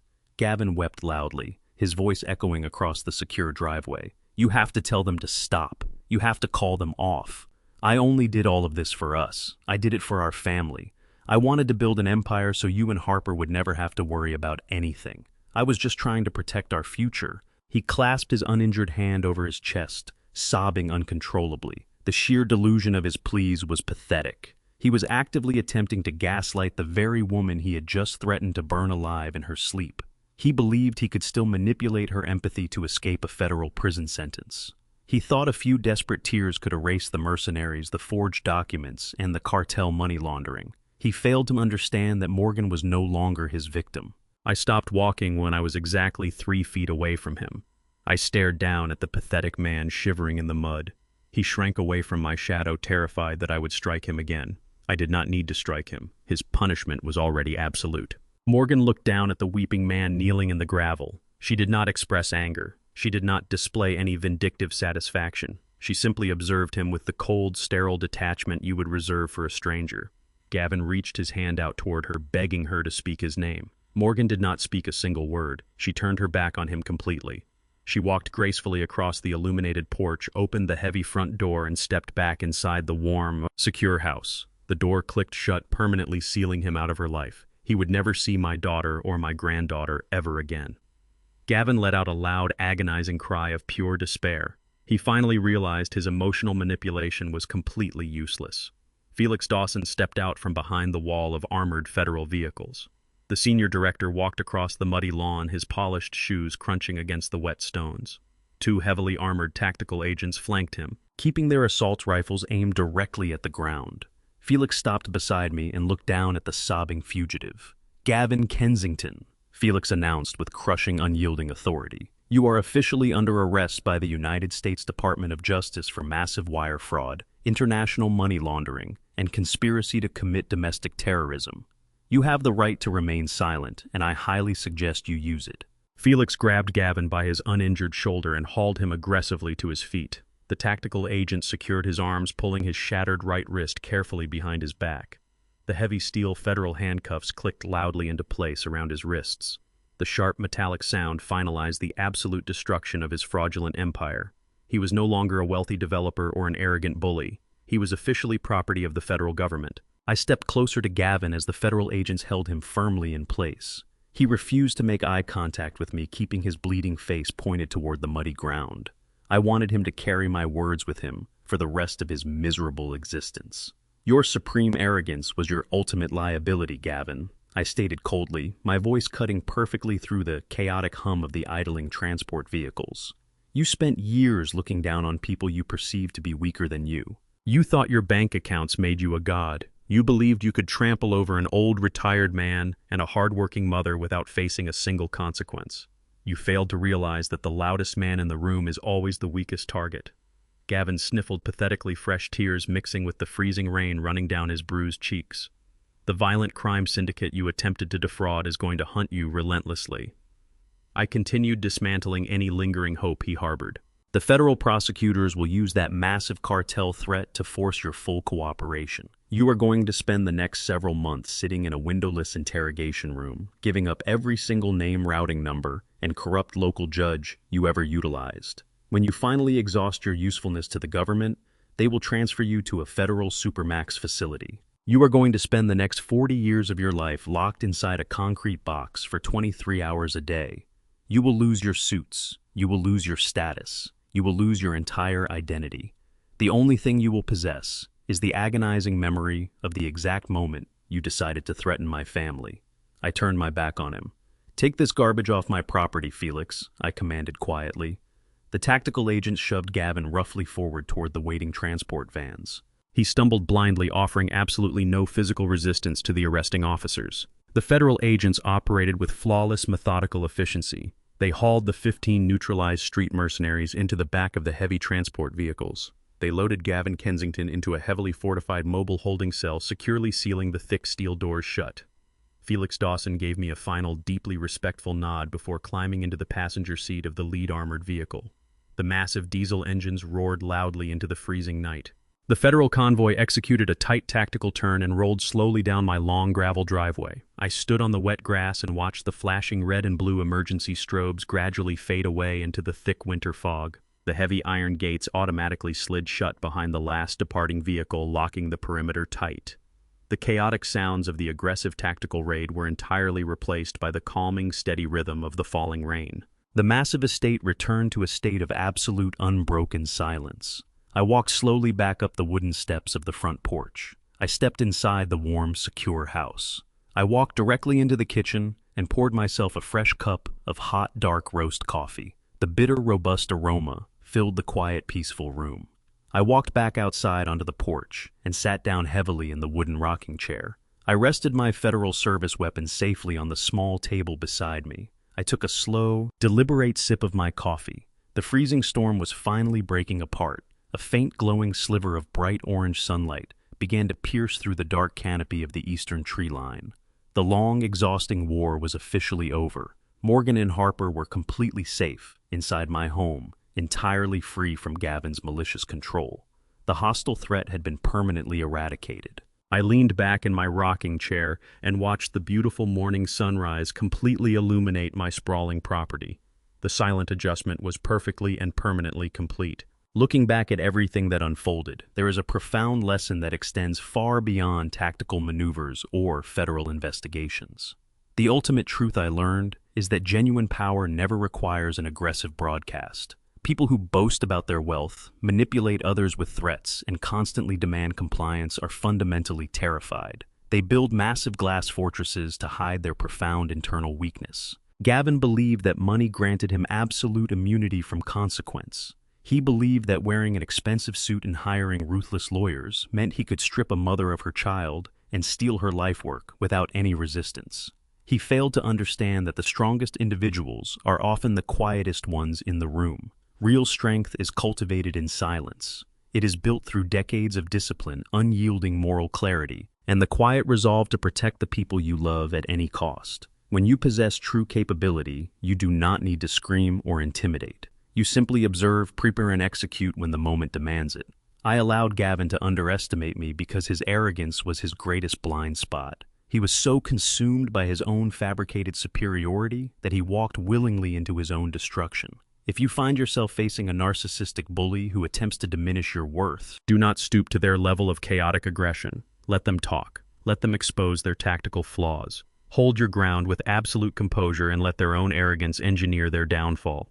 True protection does not mean fighting every single battle loudly in the streets. It means constructing impenetrable perimeters of boundaries, securing your financial independence, and remaining perfectly calm while the storm rages outside. You are the architect of your own peace. Protect it fiercely, and never let anyone convince you that you are powerless. Did you find satisfaction in this story of silent justice? Let me know which part was your favorite down in the comments.